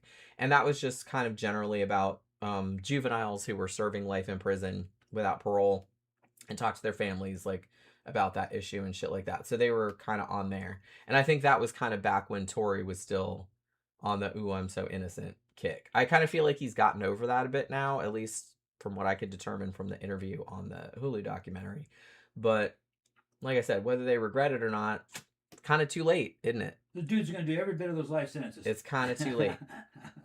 You know, you can't do something like that and then just be like, oops, my bad. You know, it's just not, that's not happening. Like something that fucked up. All right. So I guess we're going to wrap it up for this evening because it's getting kind of late. Well, Friday isn't Abyss, is it? No. Okay. I don't think another Abyss is until June 5th or whatever the first Friday of June is. So we should be here Friday. So we should be here Friday, having a drink, hanging out, doing the sidetrack show, talking about bullshit more than we usually do. Yeah. So yeah, so hopefully you guys can join us again on Friday night. It's always a fun show. No topic. There's no set topic. We just talk about Open Lines Friday. Yep. And it's always fun. I think last Friday we just talked about food the whole time. But you know what I mean? Shit happens. You know. All right. So hopefully you guys enjoyed the show, at least as far as the subject matter could allow. But yeah, we will see you guys again on Friday. Please have a good rest of your evening. Please have a good day tomorrow. And hopefully you guys can join us for the Sidetrack Show on Friday night. Good night.